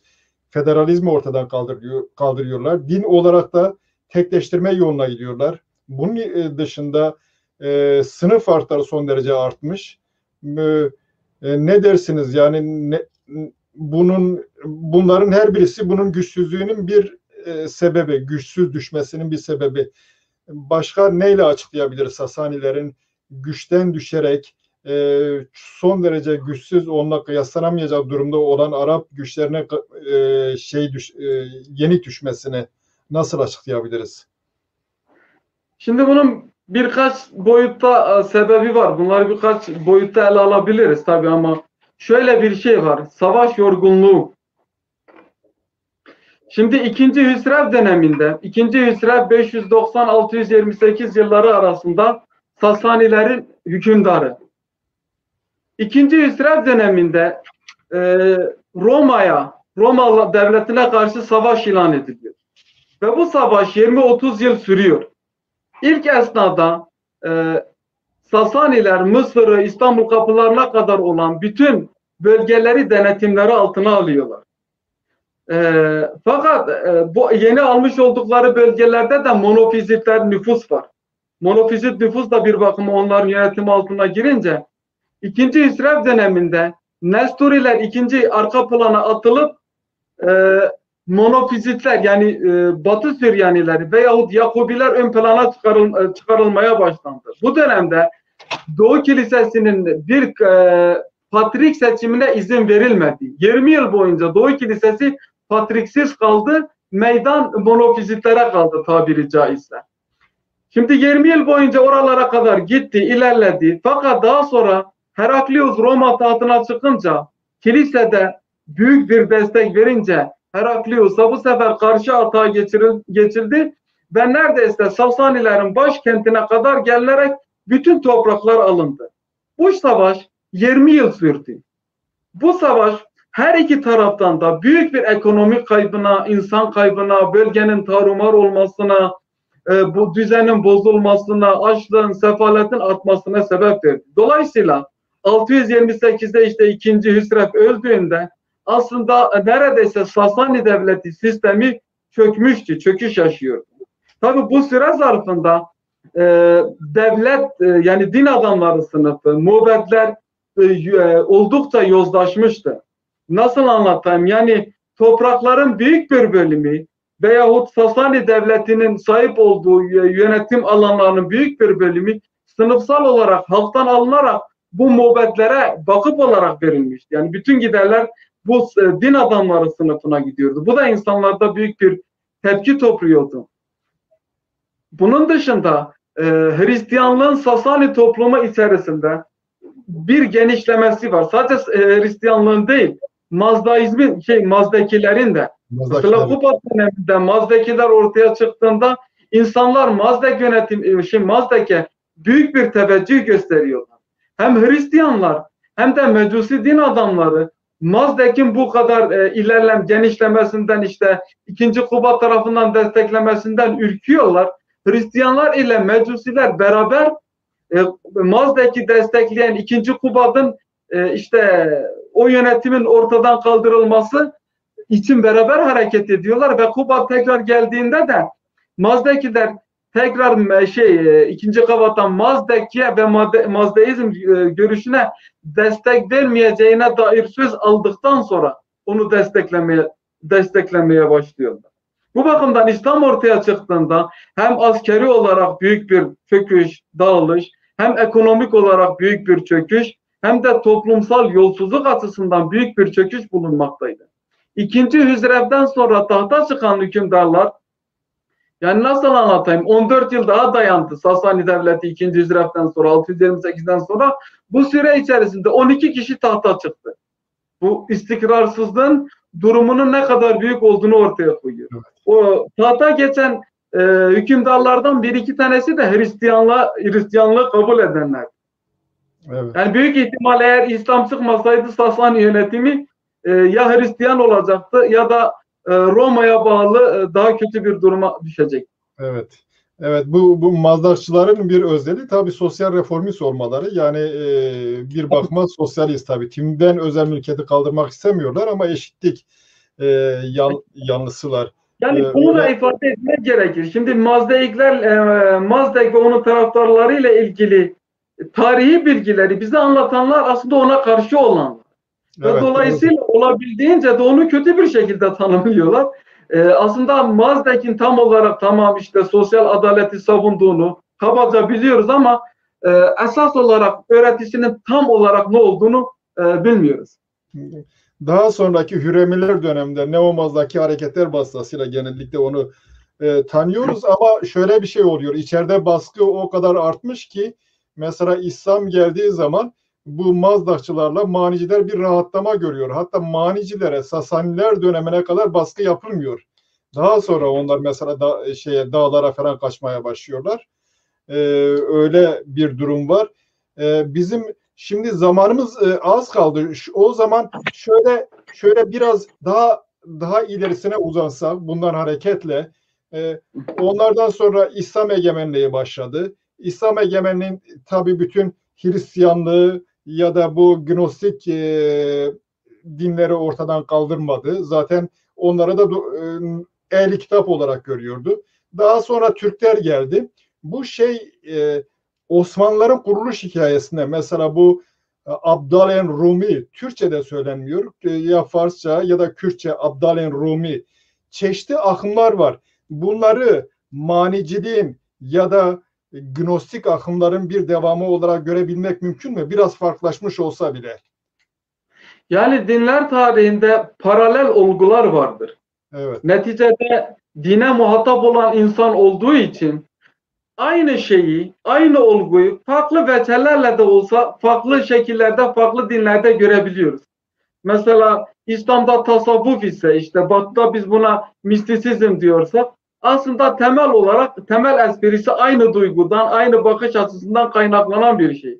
Evet, aynı şekilde yani biz işte Budizmin dervişleriyle İslam'daki işte kalenderleri, dervişleri, abdalları, efendime söyleyeyim Hristiyanlıktaki rahipleri, keşişleri, çilecileri, Gnostist akımlardaki bu görüşe sahip insanların bunların aslında hepsinin birbiriyle paralel olarak aynı duygularla, aynı bakış açısıyla hareket ettiklerini fakat farklı renkler alarak bu olguları gösterdiklerini söyleyebiliriz.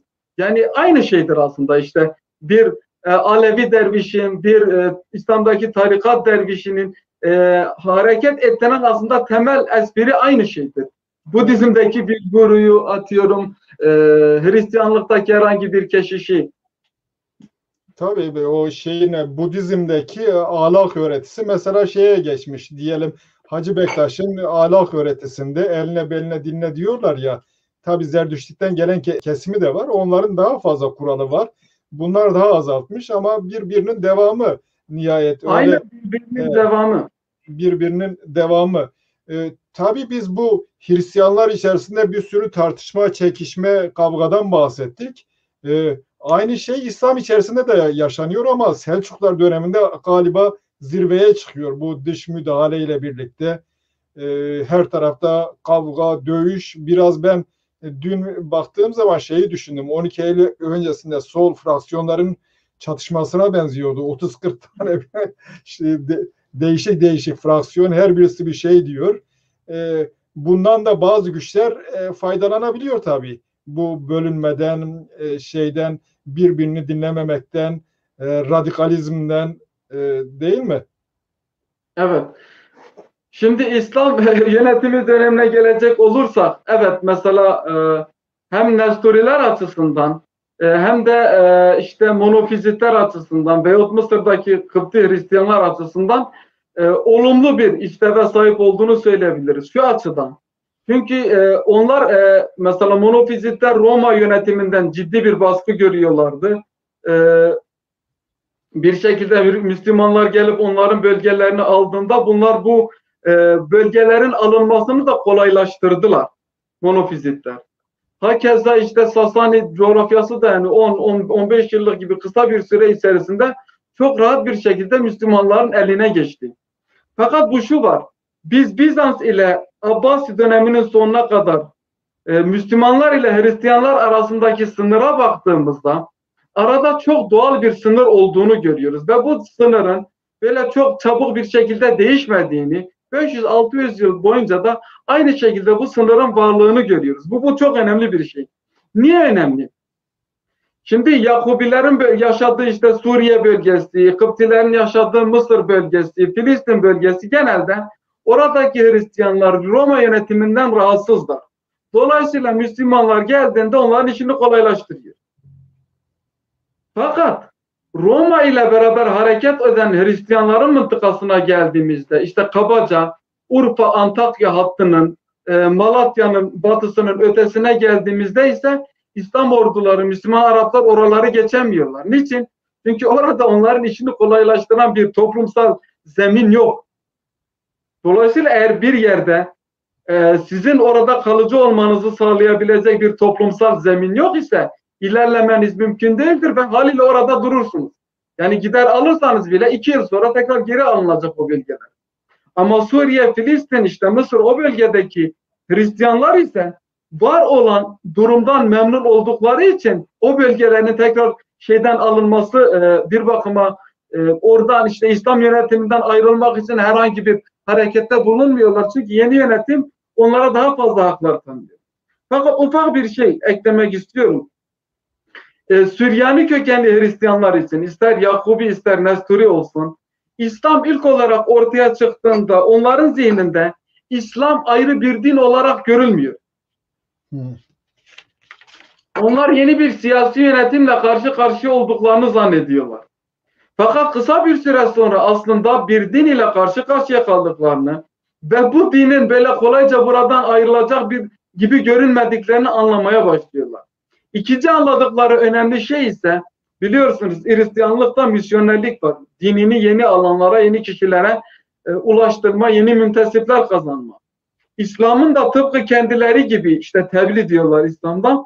Kendileri gibi diğer insanları kendi dinlerine katmaya önem verdiklerini görünce ve İslam sınırları içerisinde Hristiyanların Müslümanlara yönelik herhangi bir misyonerlik faaliyeti yapmalarının da kesinlikle yasak olduklarını görünce aslında o andan itibaren Orta Doğu'da Hristiyanlığın gelişimi bitiyor ve artık peyderpey gerilemeye başlıyor.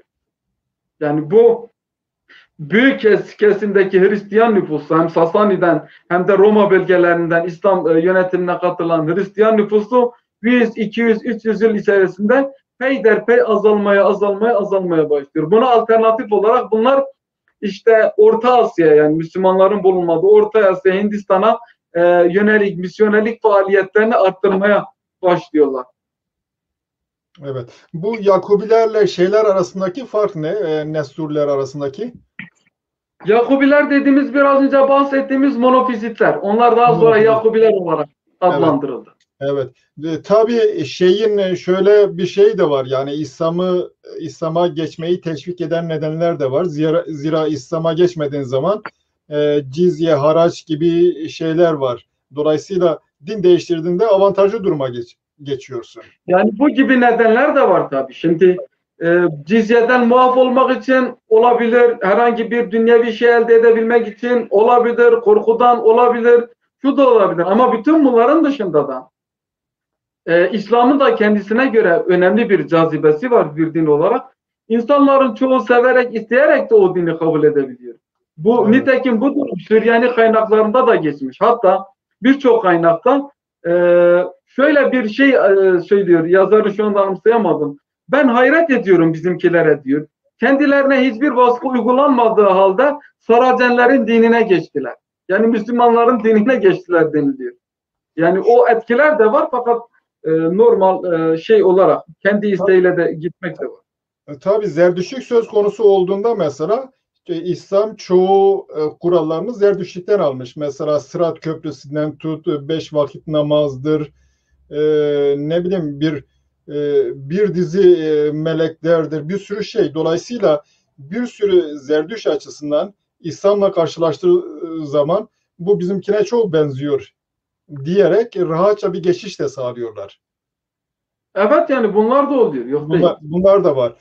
Ama bu daha sonra onlara karşı direniş de başlıyor. Bu Tabii İslam Emeviler, Araplılık olarak algılandığı andan itibaren buna karşı bir direniş başlıyor. evet, Özellikle Emevilerle beraber İslam Araplık olarak algılandığı andan itibaren Şuubiye dediğimiz hareketler, işte İran kökenli Kürtler olsun, Farslar olsun, diğer farklı etnik gruplar olsun, eski dinlerini canlandırmaya veyahut eski yönetimlerini canlandırmaya yönelik huruç hareketlerine başlıyor. Hatta Emeviler döneminde şöyle bir uygulama yapılıyor. Arap olanlarla Arap olmayanlar sokağın değişik taraflarında yürüyorlar. Öyle bir uygulama, yani apartheid dediğimiz bir uygulama. Bu herhalde Evet, Abbasiler Abbasilerin bir döneminden itibaren e, yani gayrimüslimler için yaşamı zorlaştıran bazı kurallar kuruluyor. Özellikle Maverdi döneminde. Fakat bunun da bazı sebepleri var şu. Şimdi Abbasiler döneminde özellikle Beytül Hikme'nin kurulduğu Halife Memun, Halife Reşid döneminde çok açık tartışmalar yapılıyor. Yani halifenin bizzat kendisi Halife Mehdi'nin Nesturi Patriği Büyük Timoteus ile olan münazarası var. İkisi oturmuşlar. En temel konuları en özgür bir biçimde tartışmışlar. Bu metinlerin Arapçaları, İngilizce, Fransızca falan çevirileri de var. İnsan o metinleri okuduğunda özgürlük düzeyinin ne derecede olduğunu da anlıyor. Yani Nesturiliğin aslında özellikle bu Yunanca metinlerin de çevrilmesiyle beraber İslam'daki işte kelami tartışmaların ortaya çıkmasına da sebebiyet veriyor ve bir süre sonra bu halka açık tartışmaların yapılmaması isteniyor. Çünkü halka açık tartışmalar çok özgür, rahat bir şekilde en konuşulmadık konular bile konuşulunca bir şekilde nasıl anlatayım işte ehli hadis bundan rahatsız olmaya başlıyor. Müslüman fıkıhçılar veyahut hadisçiler bundan rahatsız olmaya başlıyor ve bunları yasaklamaya başlıyorlar. Bu beraberinde şeyi de getiriyor işte gayrimüslimlere yönelik bir şekilde sosyal hayatı kısıtlayıcı bazı hükümler konuluyor. İşte Müslümanlara saygı gösterecek, yeni kiliseler yapılmayacak, Müslümanlardan daha ihtişamlı bir şekilde görünmeyecek, Müslümanlara gördüklerinde kalçak gönüllü olacak, bir sürü uzatabileceğimiz şu elbiseleri giyecek gibi bir sürü maddeler konuluyor. Bunlara da tam uyulduğu söylenemez tabii. Evet, evet. Tabii bu tasavvuf da resmi İslam bir dönem sonra Zerdüştlerin yaşadığı süreci yaşayınca, sorunlara cevap veremeyince, ekonomik kaynakları da tükenince, yeni ülkeler elde edemiyorlar. Tutuculaşınca bu sefer de tasavvuf gelişmeye başlıyor. Yeni bir arayış. Evet. Evet.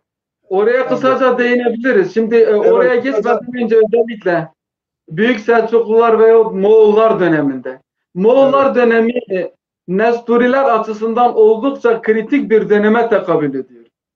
Şimdi biraz önce söyledim. Nesturiler İslam ülkesinde Abbasiler döneminde en kalabalık Hristiyan grubu. Ve Nesturi Patriği Müslümanların yönetimi altındaki bütün Hristiyanların temsilcisi olarak kabul ediliyor Bağdat'ta. Bunun dışında Nesturilerin çok geniş bir kilise teşkilatı var. Yani şimdiki İran'dan, Irak'tan, Suriye'den, efendime söyleyeyim Kürdistan'dan, İran coğrafyasına, Orta Asya'ya doğru, Hindistan'a doğru çok çok geniş bir kilise teşkilatı var, gelişmiş.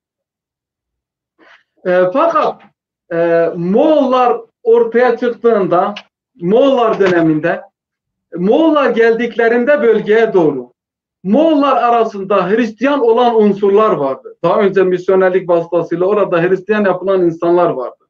Mesela Hülagu'nun karısı 9 Hatun bir Nesturi Hristiyandı. Birçok işte Moğol komutanı Nesturi'ydi.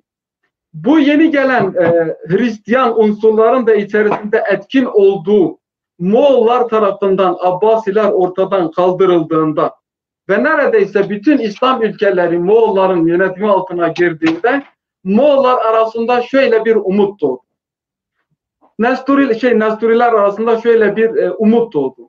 Nesturiler şunu düşündü.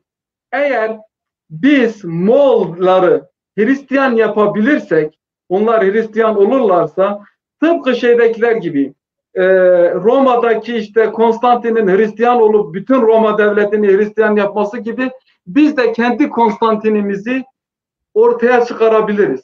Böyle bir algı oluştu. Çünkü Moğollar da Nesturilerle ve Nesturiler dışındaki diğer Hristiyanlarla iyi ilişki geliştirdiler. Niçin? Müslümanlara karşı bir denge olarak oluşturmak maksadıyla Nesturiler ile Moğollar arasında çok ciddi bir ilişki destekleme başladı. Mesela Rabban Sama bir tane Nesturi din adamı, rahibi işte İlhanlılar yani Moğolların hükümdarı tarafından Vatikan'a elçi olarak gönderiliyor. Yani Haçlılar ile Avrupa'daki Hristiyanlar ile Moğollar arasında bir ittifak sağlayabilmek amacıyla. Fakat bölgede Mısır'da sadece Mısır devleti Moğollar tarafından işgal edilmedi. Bütün bölgeler alındı.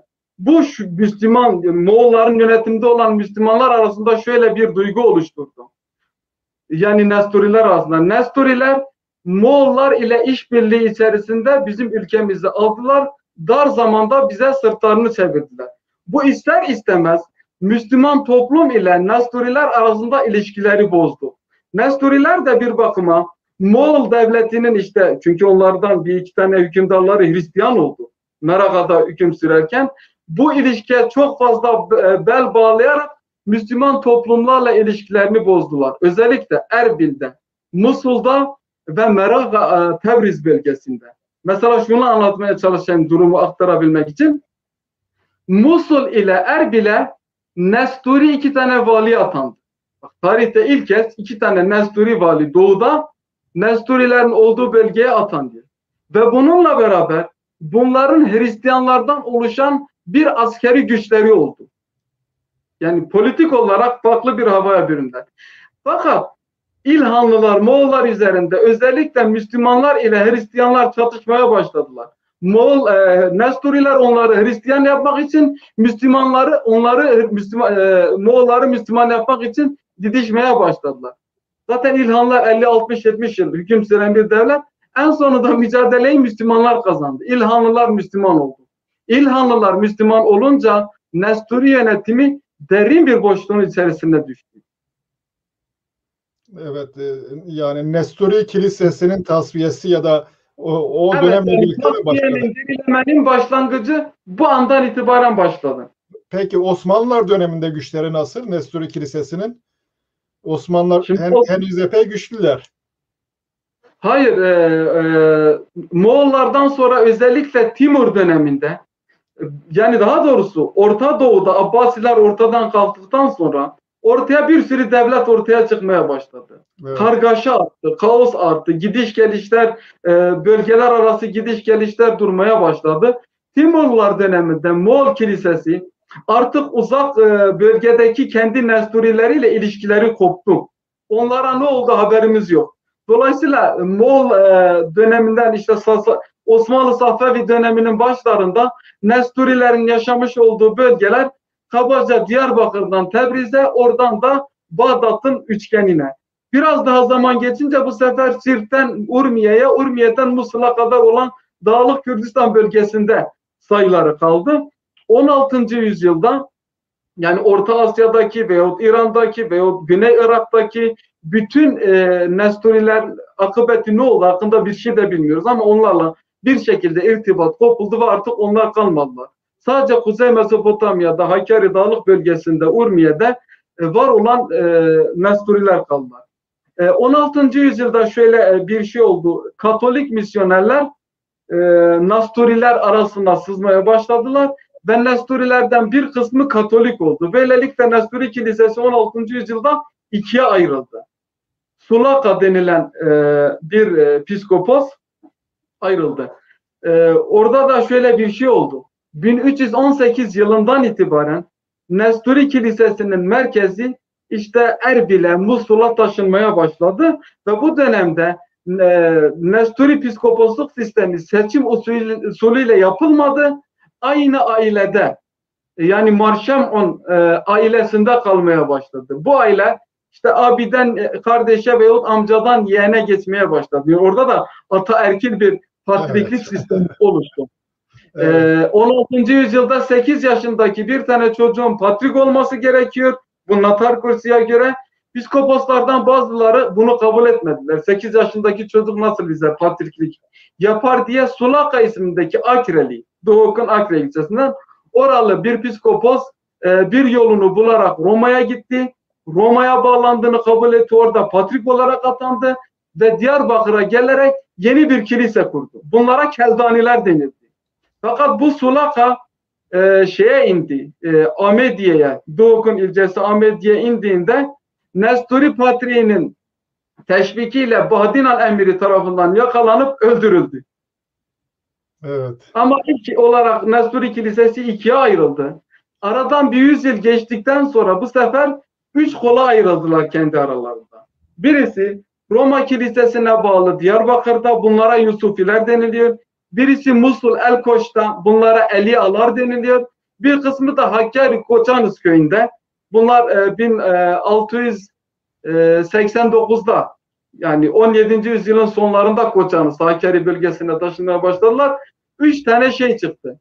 Fakat Osmanlı yönetiminin Koçanız'daki Nesturi Patrikliğinden haberi olmadı ta ki Bedirhan dönemine kadar. Çünkü buradaki Nesturi Patrikliği tamamen Hakkari emirine bağlı olarak bölgeye gelmiş, vergilerini, her şeylerini Hakkari emirine veriyor. Osmanlı hükümetinin haberi yok. 1830'da El-Koç'taki Nesturi Patrikliği ile Diyarbakır'daki Nesturi Keldani Patrikliği ikisi yeniden birleşti. Keldani Patrikliği adı altında Roma'ya bağlandılar. Günümüze de kadar da varlıklarını Keldani Kilisesi olarak devam ettiriyorlar. Tabii bu arada Bedirhaniler, Nastürlere yönelik bir şeyi de var sanıyorum. Seferi de var. Orada Nastürler epey darbe görüyor. Bir de benim okuduklarıma göre Nasturilerden Yezidiliğe geçenler de var. Yani Ezidilikten de Nasturiliğe geçenler var. Çünkü şöyle bir soru da var. Pardon, Bedirhan Beyliği ile Nasturiler arası nasıldı diye bir soru gelmiş. Evet. Evet. Tabii bu çok da çalışılan bir konu. Bedirhan Bey ile beraber Nesturi Kürt ilişkilerinin bozulması yani genel olarak bu dönemden başladığı kabul ediliyor. Şöyle bir şey söyleyeyim. Şimdi Nesturi Kilisesi, tabii Nesturi olarak kalanlar artık Hakkari Koçanız'daki kiliseye bağlı olanlar. Bunlar genel olarak Hakkari bölgesinde, Urmiye Ovası'nda, işte Sirt, Bohtan, Cezire bölgesinde, bir kısmı da şimdiki Doğu Bahdinan bölgesinde kalan insanlar. Hristiyanlar. Bunlar esas olarak Osmanlı yönetiminden ziyade Kürt beylerinin yönetimi altında yaşayan Hristiyanlar. Ve bu Hristiyanlar genel olarak, yani ister Bahdinan emirinin yönetimi altında olsun, ister Hakkari emirinin, ister Botan, ister Bitlis emirinin yönetiminde olsun, bu Hristiyanlar normal varlıklarını devam ettiriyorlar ve bunlar ile Kürtlerin kavgalı olduğuna dair elimizde herhangi bir veri yok. Fakat Hakkari'deki Nesturilerin kendine has bir özelliği var. Hakkari bölgesindeki Hristiyanlar iki gruptan oluşuyor. Bir grup aşiret Nesturileridir, bir grup da reaya. Biz bunlara Hakkari'deki literatürde reaya olanlara, yani herhangi bir aşirete mensup olmayan Nesturilere mehini diyoruz. Mehini deniliyor. Diğerleri ise Diyari, Tukibi, Ceylu, Baz, Des ismindeki aşiretler. Şimdi bu aşiretler tıpkı Kürt aşiretleri gibi, Kürt aşiretleri hangi formdaysa, hangi durumdaysa onlar da aynı haklara sahip. Hakkari ordusunda da bunların önemli bir konumu var. Niye diyeceksiniz? Çeşitli belgelerden biz okuyoruz. Hakkari emirliği ile Bahdinan emirliği kavgaya tutuştuğunda Hakkari'deki Nesturiler de Müslüman Kürtlerle beraber Hakkarilerle beraber Bahdinlilere karşı savaşa gider. Aynı şekilde Bahdinanların yönetimi altında olan Nesturiler ve Ezidiler de Bahdinanlarla beraber savaşa gelirler. Aralarında bir ayrım yok. Hakkariler Botan ile savaştığında da aynı şekilde devam ediyor. Fakat ilginç, Hakkarilerin Safaviler ile yapmış olduğu savaşlarda bu Nesturi askerlerden istifade edilmiyor, kullanılmıyor. Bu da ilginç bir durum. Yani sanki ev içi işlerinde, yani aile içi işlerde Nesturiler de evden birisi gibi davranıyor, öyle kabul edilir. Fakat dışarıya ayrı bir devletle, işte Osmanlıların yanında onlara karşı savaşa gidildiğinde ise Nesturiler asker olarak, tabi aşiret Nesturileri bunlara katılmıyorlar. Bu döneme kadar Nesturiler ile Kürtler arasındaki ilişki esas olarak aşiret kimliği, en önemli şey olan aşiret kimliğidir. Aşiret kimliğinin bir üstü mirlik kimliğidir. Dini kimlik diyebileceğimiz bir şey söz konusu değil. Yani din karşıtı bağlamını oluşturacak herhangi bir dini kimlik yok. Nesturiler ile Kürtlerin ilişkilerinin bozulmaya başlanması esas olarak misyonerlerin Nesturileri keşfetmesi ve Nesturileri bir şekilde Kürtlere karşı kışkırtmasıyla ortaya çıkan bir durum. Kürtler buna tepki vermiş ve bazen buna oldukça sert bir tepki vermiş. Bu şundan kaynaklanıyor. Şimdi Hakkari'deki Nesturi Patrikliği 1689'da Koçanıs'a geldiğinde Hakkari emirinin izniyle geliyor ve tamamıyla emire bağlı. Ancak 19. yüzyılda Nesturi Patriği Nesturi aşiretlerinin varlığına ve onların savaşçı olmalarını da düşünerek ve aynı şekilde batılı misyonerlerin tezviratıyla beraber ayrı bir yönetim, alternatif kurmaya başlıyor. Ve bu şekilde Kürt emirleri ile Nesturi Patriği arasında ilk çekişmeler başlıyor. Bu şu: Hakkari emiri Nurullah Bey Marşimun'a, yani Nesturi Patriğine şunu söylüyor. Diyor ki, Patrik Efendi, senin görevin ruhani bir görevdir. Sen din adamısın. Sen cemaatinin din işleri ile ilgilen. Diğer politik, sosyal konular senin güdümünde değil. Bu konuları biz Nesturi melikleriyle, ağalarıyla ve Kürt aşiretlerinin ağalarıyla kendi aramızda yapıyoruz. Sen bu işlere girme, sadece kendi işine gir. Biz buradan şunu anlıyoruz çok rahat bir şekilde. Nesturi Patrikliği Koçanız'da bir şekilde özellikle misyonerler ile de ilişki geliştirdikten sonra alternatif bir yapılanmaya giriyor. Politik kararlar almaya başlıyor. Bir şekilde kendi cemaatini Hakkari mirine tabi olmaktan ayrı bir güç olarak konumlandırmaya çalışıyor. Bu temel olarak Nesturiler ile Kürtler arasındaki çekişmenin başlamasının temelini oluşturuyor. Yanılmıyorsam Badger miydi, Layard mıydı? Şöyle bir izahatı var. Kendi kitabında da geçiyor. 1838 mi, 46 mıydı? Tarihini net hatırlamıyorum. Koçanız köyünde Marşim'in yanındayken Hakkari emiri Nurullah Bey'in ulağının Koçanıs'a geldiğini söylüyor. Diyor ki Hakkari emirinin ulağı Patriğe dedi ki emirimiz sizinle görüşmek için uygun bir zaman ve yer belirlemenizi talep ediyor. O dönemde Patriğin kardeşi veyahut abisi var. Bir tane metin alıyor, şeye de göstererek, Badcer'e de göstererek, bu misyonere de göstererek diyor ki Hakkari Kürtlerin değildir, Asurilerindir, bizlerindir. Onun için bizim sizinle bir işimiz olmaz meyanında bir şeyler söylüyor. Ve tekrar ulağa geri gönderiyor. Aslında bütün bunlar ilişkilerin kötüleşmesinin temel nedeni. Bir de şu var, yani misyonerler geliyor bölgeye, onlar için şeyler yapılıyor. İşte eğitim kurumları açılıyor, kiliseler yapılıyor, bir şekilde yeni bir faaliyetler yapılmaya başlanınca Kürtler tedirgin olmaya başlıyor. Yani bu yabancı güçler geldiler, bunlar arasında ne yapıyorlar, bizim aleyhimize ne çeviriyorlar gibisinden. Bu şüpheler kısa bir süre sonra işte savaşa, kavgaya, gürültüye, patırtıya sebebiyet veriyor. Tabii o tür şeyler kolayca manipüle de edilebilir. Murat Civar'ın bir sorusu vardı. Kürtler arasında Hristiyanlığın oranı neydi diye bir şey. Ne dersiniz o konuda? %30, %40 Hristiyandı galiba. Vallahi şimdi böyle yüzde şeklinde bir oran vermek biraz zor. Biraz zor. Ancak Kürtler arasında daha çok erken dönemlerden itibaren çok ciddi bir Hristiyanlaşmanın başladığını biliyoruz. Hatta bazı Nesturi kroniklerinden 7. yüzyıl yani İslam'ın bölgeye ulaşmasından sonra da özellikle dağlık mıntıkadaki Kürtler arasında misyonerlik faaliyetlerin yapıldığını ve Hristiyan olan Kürtlerin sayısının arttığı aktarılıyor, yani söyleniyor. Ama bunu nasıl anlatayım? Yani tam bir yüzde vermek biraz zor.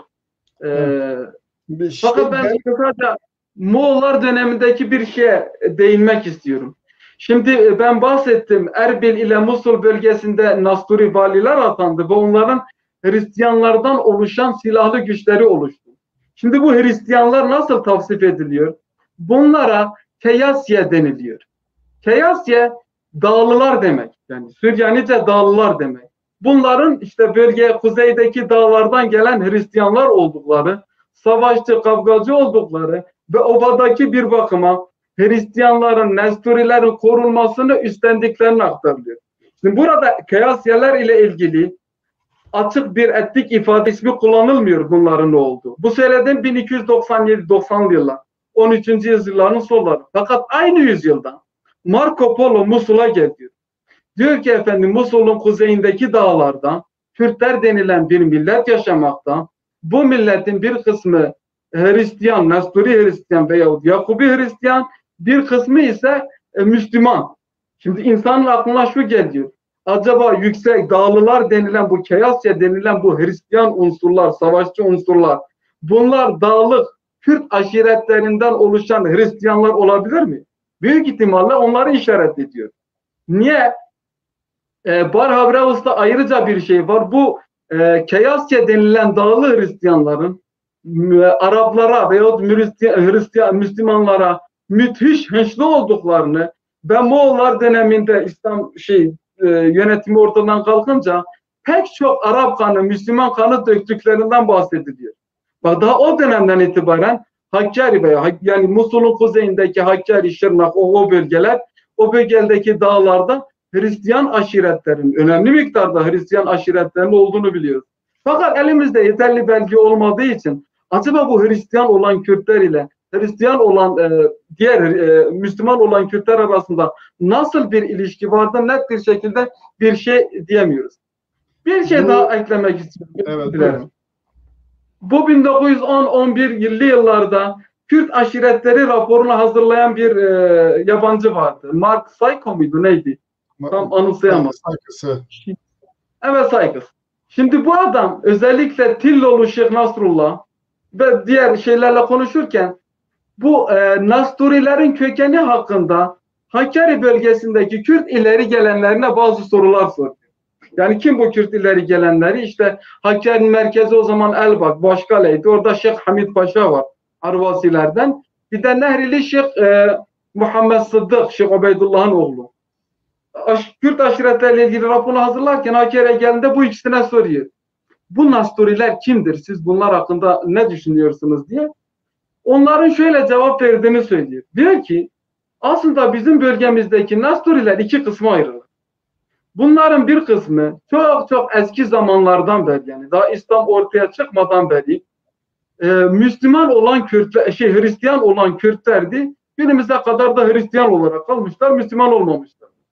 Bir kısmı ise sonradan buraya geldiler. Bunlar da Patriği kastediyorlar. Hani 17. yüzyılda geldi ya Hakkari'ye.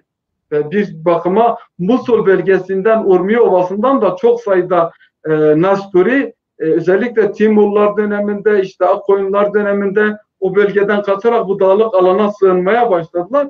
Bir kısmı ise dışarıdan geldiler. Onlar bizimkileri de kendi aralarında erittiler gibisinden bir şeyler söylüyorlar.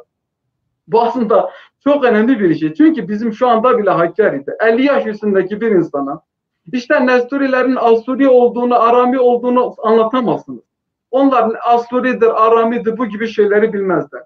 Bunların hepsi yani kolektif hafızalarında Nesturiler Hristiyan Kürtler olarak yer edinmiş. Bu mütevatir derecesinde bir olgu. Evet. Murat, şimdi Cemal Özer'in sorusuna değineceğim. Murat bir şey eklemiş. Ben oran sormadım. Müslümanlıktan önceki Hristiyan Kürtleri sordum. Şöyle bir şey söyleyebilirim, yani ben bir ek olsun diye. 6 tane metropolis var bölgede. Bet Huzaya var. Bet Arbeya, bu Nusaybin'le birlikte. Meyzemit, Parat, bu başka bölge. Edyabana, Erbil'dir. Bir de Germay, Kerkük, Karka. Yani bunun 6 tanesinin en az 6 tanesinden en azından 3'ünün Kürt bölgesinde olduğunu biliyoruz. Dolayısıyla şimdi sevgili Murat hocamın sorusu aslında yerinde, belki ben yanlış anladım. İslam'ın gelişinden önce ise o zaman bunu şu şekilde ifade etmek lazım. Kuzey Mezopotamya bölgesi, kuzeydeki Kürtler diyeyim, arasında Hristiyanlığın oranı, tabi elimizde net bir şeyler yok ama en azından yarı yarıya bu bölgedeki Kürtlerin Hristiyan olduğunu rahatça söyleyebileceğimizi düşünüyorum.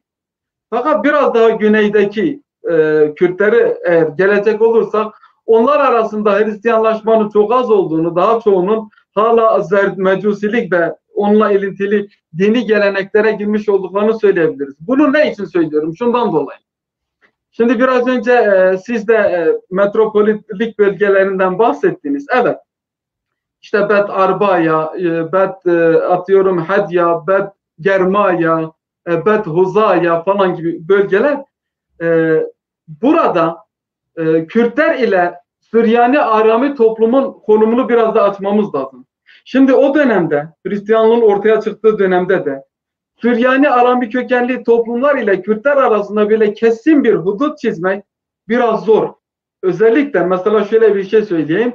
İşte Siirt Batman arasındaki Erzen'den tutalım, gelelim İdil'e, Nusaybin'e, Cizre'ye, Zaho'ya, Duhuk'a, Musul'a, Erbil'e, Kerkük'e ve Hanakin Mandalin'e doğru gittiğimizde bu bölgedeki ovalık kesimde Kürtler ile Süryani Arami insanlar beraber yaşıyorlar. Karışıklar, yani komşu köyleri falan var, beraber yaşıyorlar bir bakıma. Fakat kuzeye doğru, yani işte Süleymaniye'den, Erbil'den bu dağlık alana doğru geldiğimizde işte yoğun bir şekilde Kürtlerin bölgesi olarak bilinir. Orada Kürtlerin sayısı daha fazla. Ama bu özellikle ovadaki alanlar, biz İslam'ın geldiği dönemde diğer çok farklı kaynaklardan Kuzey Mezopotamya'daki bu bölgede nerede Hristiyanlığın neredeyse bölgenin tamamında kabul edildiğini, bir yaygınlık kazandığını biliyoruz. Ancak İslam kaynakları bu bölgeleri aldıklarında, mesela işte Belazuri'nin aktardıklarından, Ayaz bin Ghanem'in veya Ferkat Es-Sülemi'nin veyahut işte diğer bazı sahabilerin bu bölgedeki almış oldukları bölgelerden bahsedildiklerinde, bu bölgelerin çoğunun yöneticisi Kürt olarak, mesela Musul'un batısındaki ve kuzeyindeki kaleler, yani şimdiki Duhok ilinde, Erbil ilinde, Cizre'de, Hakkari'de, Şırnak bölgesinde alınan kalelerin birçoğunun işte Kürtlerden alınan kaleler olduğunu ve bunların büyük bir çoğunluğun da sulh yoluyla Cizye karşılığında savaş olmaksızın Müslümanların yönetimini kabul ettikleri anlatılıyor. Bunun dışında bunlarla ilgili olarak da Zozan Patriği yani Musul'un kuzeyinden ta Ahlat'a kadar olan işte Cizre Haki arasındaki bölgeyi, hatta Urmiye'ye kadar olan bölgeyi kapsayan yaylaklar için kullanılan bir isim. Zavzan Patriği ile ilk olarak anlaşıldığını ve bu Zavzan Patriği ile yapılan antlaşmanın aynısının diğerlerine de uygulandığını söylüyor. Hem buralar çoğu Hristiyan olmuş ve bu Hristiyan olan bölgelerdeki kalelerin sahipleri İslam kaynaklarında Kürtler olarak geçiyor. Bundan çok rahat bir şekilde bunların Hristiyan Kürtler olduklarını ve İslam'a tabi olduklarını anlıyoruz. Evet. Dolayısıyla biz Kürtlerin işi biraz zor. O yüzden geçmişimize saygı duymak için de olsa değişik inançlara karşı toleranslı olacağız, saygı duyacağız. Türklerin işi biraz daha kolay. Şey olarak geldiklerinden dolayı daha sonra birden Müslüman oldular. O süreçleri yaşamadıklarından dolayı. Onlar belki söyleyebilirler ama bize yakışmaz. Cemal Özel, Mar Benjamin Şimon 11 Simko tarafından neden öldürülmüştür diye bir soru sormuş. Sorular çoğalmaya başladı. Valla Mar Şimon'un Simko tarafından niçin öldürüldüğünü daha biz hiçbirimiz keşfedemedik. Yani hangi duygularla Simko hareket ederek onu öldürdü. Fakat şundan müttefikiz. Simko haksız bir şekilde Kürt örf ve adetine yakışmayacak bir şekilde Mar Şimon Benjamin'i kendi evine davet ederek kendi evinde tabiri caizse kalleşçe bir şekilde öldürmüştür.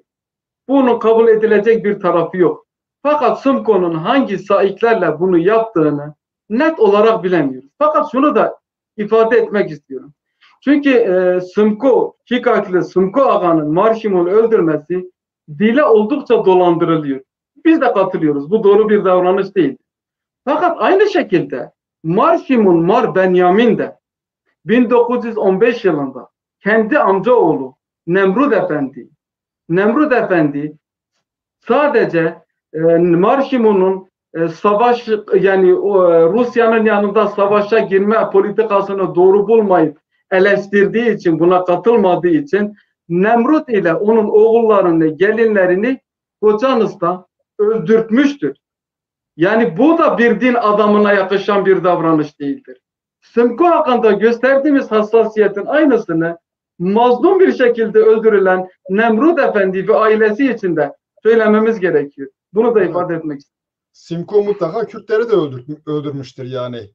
O bakımdan değil mi? Aynı. Yani, şunu anlatmaya çalışıyorum. Kötü bir harekette bulunan bir insan kim olursa olsun bizim eleştirmemiz gerekir. Evet. Teşekkür ederim. Eyüp Alaca Bey sormuş. Ermeni Dıbınfılle yani Ermenilerin devletinin olduğu dönemde de Ermeni prenslerinin birçoğu Kürttü. Ya farklıydı ya da. Ne dersiniz o soruyu görüyor musunuz? Okuyayım mı? Beria Kürt Ben soruları göremiyorum. Kusura bakmayın. Eğer okursanız. Beria Kürt bıbı Müslüman ben seçsesal derbazdı be Ermeni Dıbınfılle Hristiyan, sediset kurji bune İslam, gelo iro eşiren Kürt, Hristiyan bune Ermeni, Süryani, Keldani, gelo kıjanne, le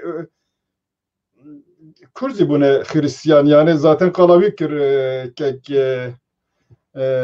Yani şöyle bir şey var. Tabii bu yani bunların tam anlamıyla ortaya çıkarılması biraz zor. Çünkü tarihi olgular uzun bir süre önce olmuş. Bunlarla ilgili belgelere ulaşmak da zor. Fakat şunu söyleyebiliriz. Hristiyan olan Kürtler eğer Ermeni nüfus alanı içerisinde ise Ermenileşmişler. Hristiyan olan Kürtler eğer Süryani, Arami, Asuri nüfusunun yoğun olduğu bir bölgede ise bunlar bir bakıma onların içerisinde erimişlerdir.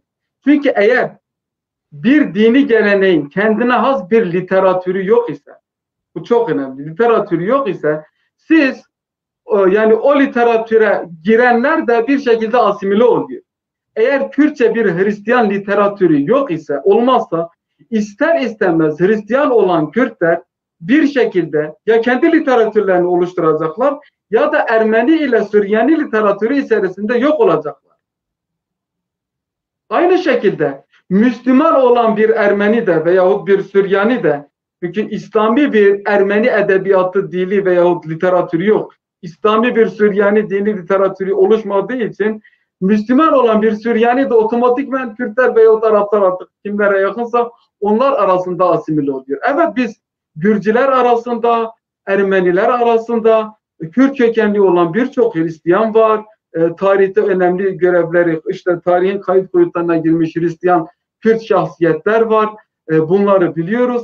Fakat hepsinin yani tam anlamıyla ortaya çıkarmamız biraz zor. Bu şu açıdan mesela şu anda Kürt olduğunu bilen, Kürt kökenli olduğunu bilen bir Nasturi Kürtlüğü sahiplenmek istemek, Kürtlüğünün ortaya çıkmasını istemez. Artık o geçmiştir yani.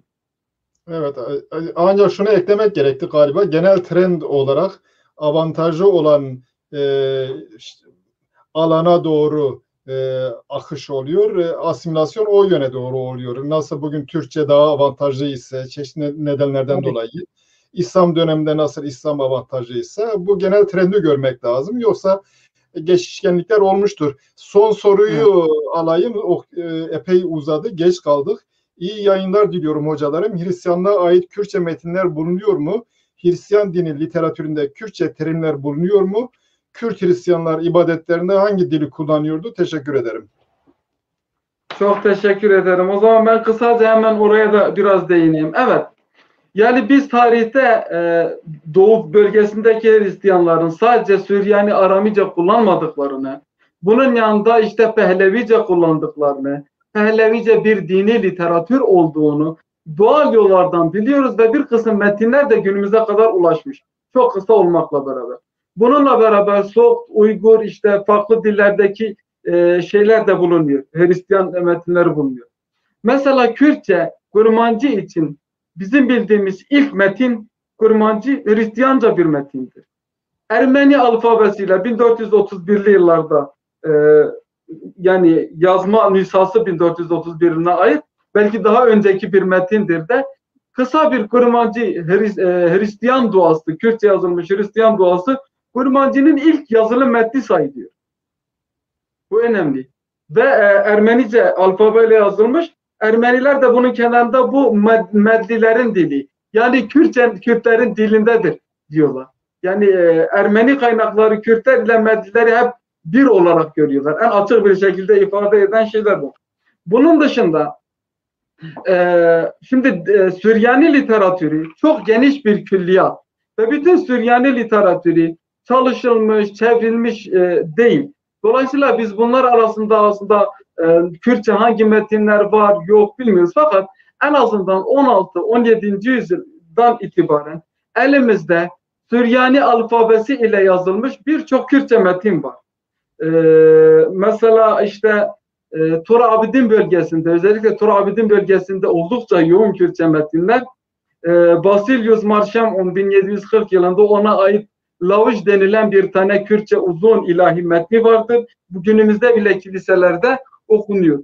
Bunun hikayesi de ilginç. Bu Lavuş aslında dini bir kimliği yoktur Lavuş terimi. Lavuş şarkı demek. Kürtçe kısacası. Bu Mar Basilius Botan emiri tarafından yakalanıp hapse atılıyor ve öldürülmek isteniyor. Öldürülmesi için de hikayeye göre bir bahane gerekiyor. Patriye Mafiryan'a doğrusu şöyle bir teklif bulunuyor. Sen din adamısın ya, sen bize bir şarkı söyleyeceksin. Bir din adamının da şarkı söylemesi, yani şarkı neticede eğlenceyle ilgili bir şey olduğu için şarkı söylemesi mümkün değil. O da diyor tamam, ben kendi şarkımı yapacağım.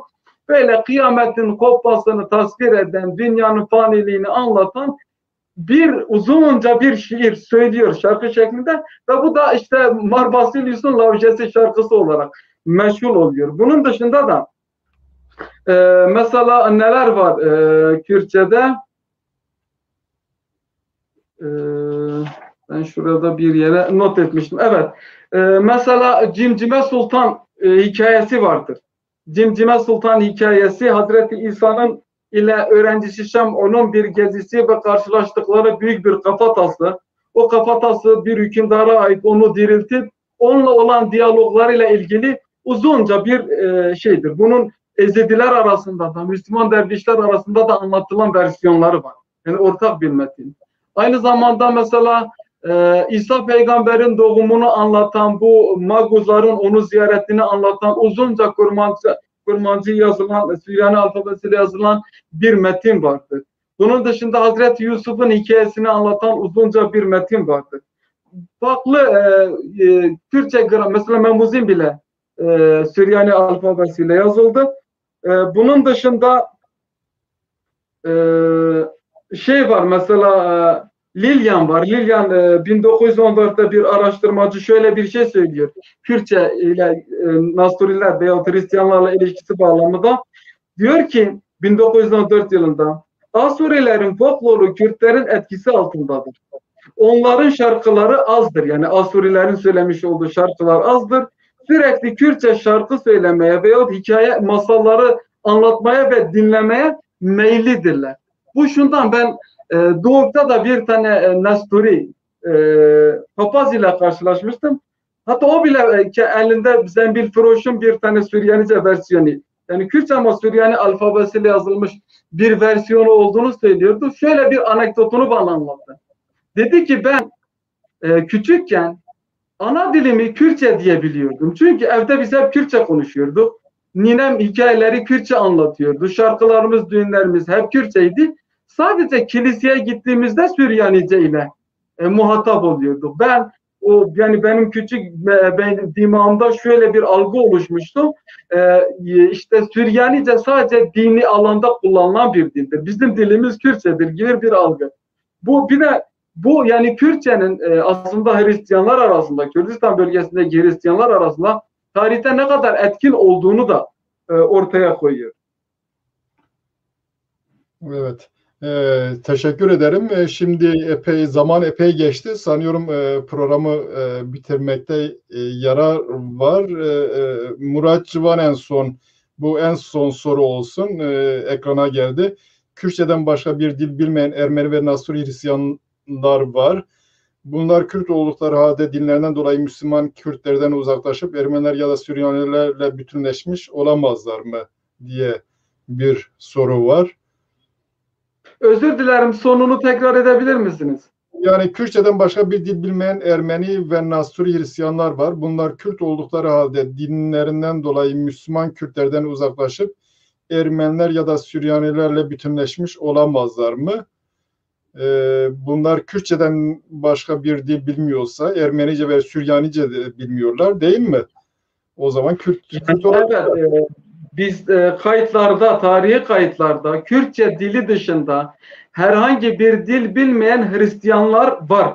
Hatta din adamları var. Mesela Gerger metropoliti, Adıyaman'ın ilçesi Gerger, 17. yüzyılda yani 1600'lü yıllarda oranın metropolit de papazdan sonra Patrik'ten sonra gelen önemli bir rütbe aslında. Bölgedeki bütün kiliselerin başı.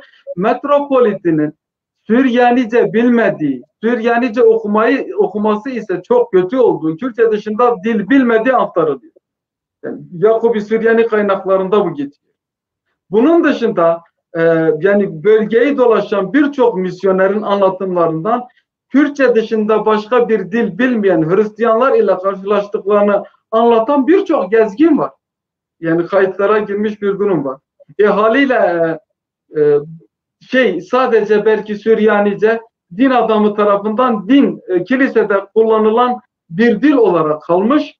Onun dışında her şey hep Kürtçe olmuş. Evet. Hayat, yaşam hep Kürtçe ile idame edilmiş. Evet, Yaşar... Ama zamanla tabii bu Müslüman Hristiyan Kürtler dini kimlikten dolayı Müslüman Kürtlerden uzaklaştıkları kadar o derecede diğer Hristiyanlarla yani Nasturi veya Süryani Hristiyanlarla hemhal oluyorlar ve onlar arasında asimile oluyorlar. Şunu da özellikle eklemek istiyorum. 19. yüzyılda, 20. yüzyılda hem Nasturiler hem Süryaniler hem de Ermeniler arasında Batılılar tarafından müthiş bir okullaşma kuruluyor. Mesela Hakkari'nin en ücra köşesinde okullar açılıyor, Urmiye'de matbaa kuruluyor, dergiler çıkarılıyor, onlar arasında dil standartizasyonu oluşturulmaya çalışılıyor. Eğitim yoluyla işte modern Aramice, yeni Aramice dil olarak bütün toplumun unsurlarına ulaştırılmaya çalışılıyor. Tabiri caizse bütün dini farklı etnik mezhebi kimliklere üzerinde bir ulusal kimlik oluşturulmaya çalışılıyor. Ve bu çalışmalar, bu 100 yıllık çalışmalar esnasında Kürtçeden başka dil bilmeyen Nasturilerin çok daha kolay bir şekilde bu işte Süryanice ve yeni Aramice adapte edildiği de yani mutlaka bu şekilde bunlar o süreçlerde Aramice'yi daha fazla öğrenmeye başlamışlar. Yani 100 yıllık bir süreçte bir dil ve bir ulus oluşturulmaya çalışıldı. Evet. Yani dil birliği diyeyim. Dil değil. Evet. Yaşar, teşekkür ederim. Siz programa başlamadan önce 2 saat epey uzun bir süre demiştiniz. Şimdi 2 saat 40 dakika etti. Siz demiştiniz Evet. insan 2 saatten uzun olunca dağıtır. Siz daha da toparladınız. Yani çok iyi, performansınız son derece iyiydi. Ayrıca bir Kürt akademisyen olarak ben müteşekkirim.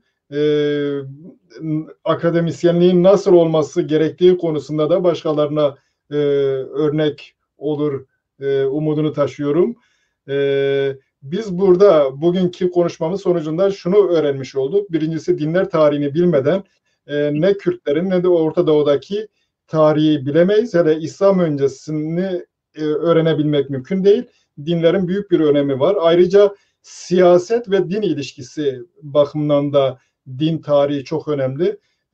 Biz gördük ki din bireyler açısından farklı şey olabilir ama devletler açısından siyasetin en önemli enstrümanlarından bir tanesi. Dolayısıyla günümüzde de aynı şey devam ediyor. Bu anlatılanlardan dersler çıkararak günümüzü yorumlamak gerekti. Ben bütün izleyicilere teşekkür ediyorum. Size de teşekkür ediyorum katıldığınız için, yorulduğunuz. Ben son olarak şunu ifade edebilirim kapatmadan önce. Ben de dinleyicilerin sabrı için çok teşekkür ediyorum. Gerçi konu çok geniş. Yani bu 2000 yıllık, 3000 yıllık bir tarihten bahsediyoruz. Şunu özellikle belirtmek gerekiyor. Kürtler çok dinli, çok billi, işte hoşgörülü bir toplumdur. Kürtler arasında aynı esnada Yahudilik olmuş, Mecusilik bütün varyantlarıyla beraber olmuş, Maniheizm olmuş, efendime söyleyeyim Hristiyanlık olmuş, paganizm olmuş, yerel dinler olmuş. Bütün bunlar birbirine yakın bölgelerde aynı dönem içerisinde varlığını devam ettirmiş. İslam'ın da farklı farklı versiyonları Kürtler arasında varlığını devam ettirmiş. Ezidisinden KKİ'sine, Ehli Hakkına, Şebe'ine, işte Alevi Kürtlerine kadar bütün bunlar varlıklarını Kürtlerin arasında devam ettirmiş. Ve aslında eğer biz Ezidiliği ve Ezidileri çıkarırsak bunun yani çünkü Ezidilere yönelik özel olarak yapılan bir baskı, bir katliam, bir dışlayıcı şey var. Ama diğer gruplar arasında tarih boyunca büyük bir didişmenin, kavganın, gürültünün yaşanmadığını, beraber var olabildiklerini görebiliyoruz. Bence bizim bu kültürü daha da geliştirerek korumamız gerekiyor. Ve bunu çünkü Kürdistan dediğimiz coğrafya dışarıda dara düşen her dini geleneğin sığındığı bir alan olarak gözüküyor. Yani Emeviler yıkıldığında çoğu Kürdistan dağlarına kaçıp sığınıyor. Ehl-i Beyt'in önemli adamları sıkıştığında bu dağlara sığınıp varlıklarını devam ettiriyor. Abbasiler düştüğünde Abbasilere bağlı bazı insanlar bu taraflara kaçıyor. Nasturi dara düştüğünde buraya geliyor. Öbürü dara düştüğünde buralara geliyor. Bizim bu kültürü çok iyi tahlil etmemiz gerekir. Bu özellikle şey için önemli.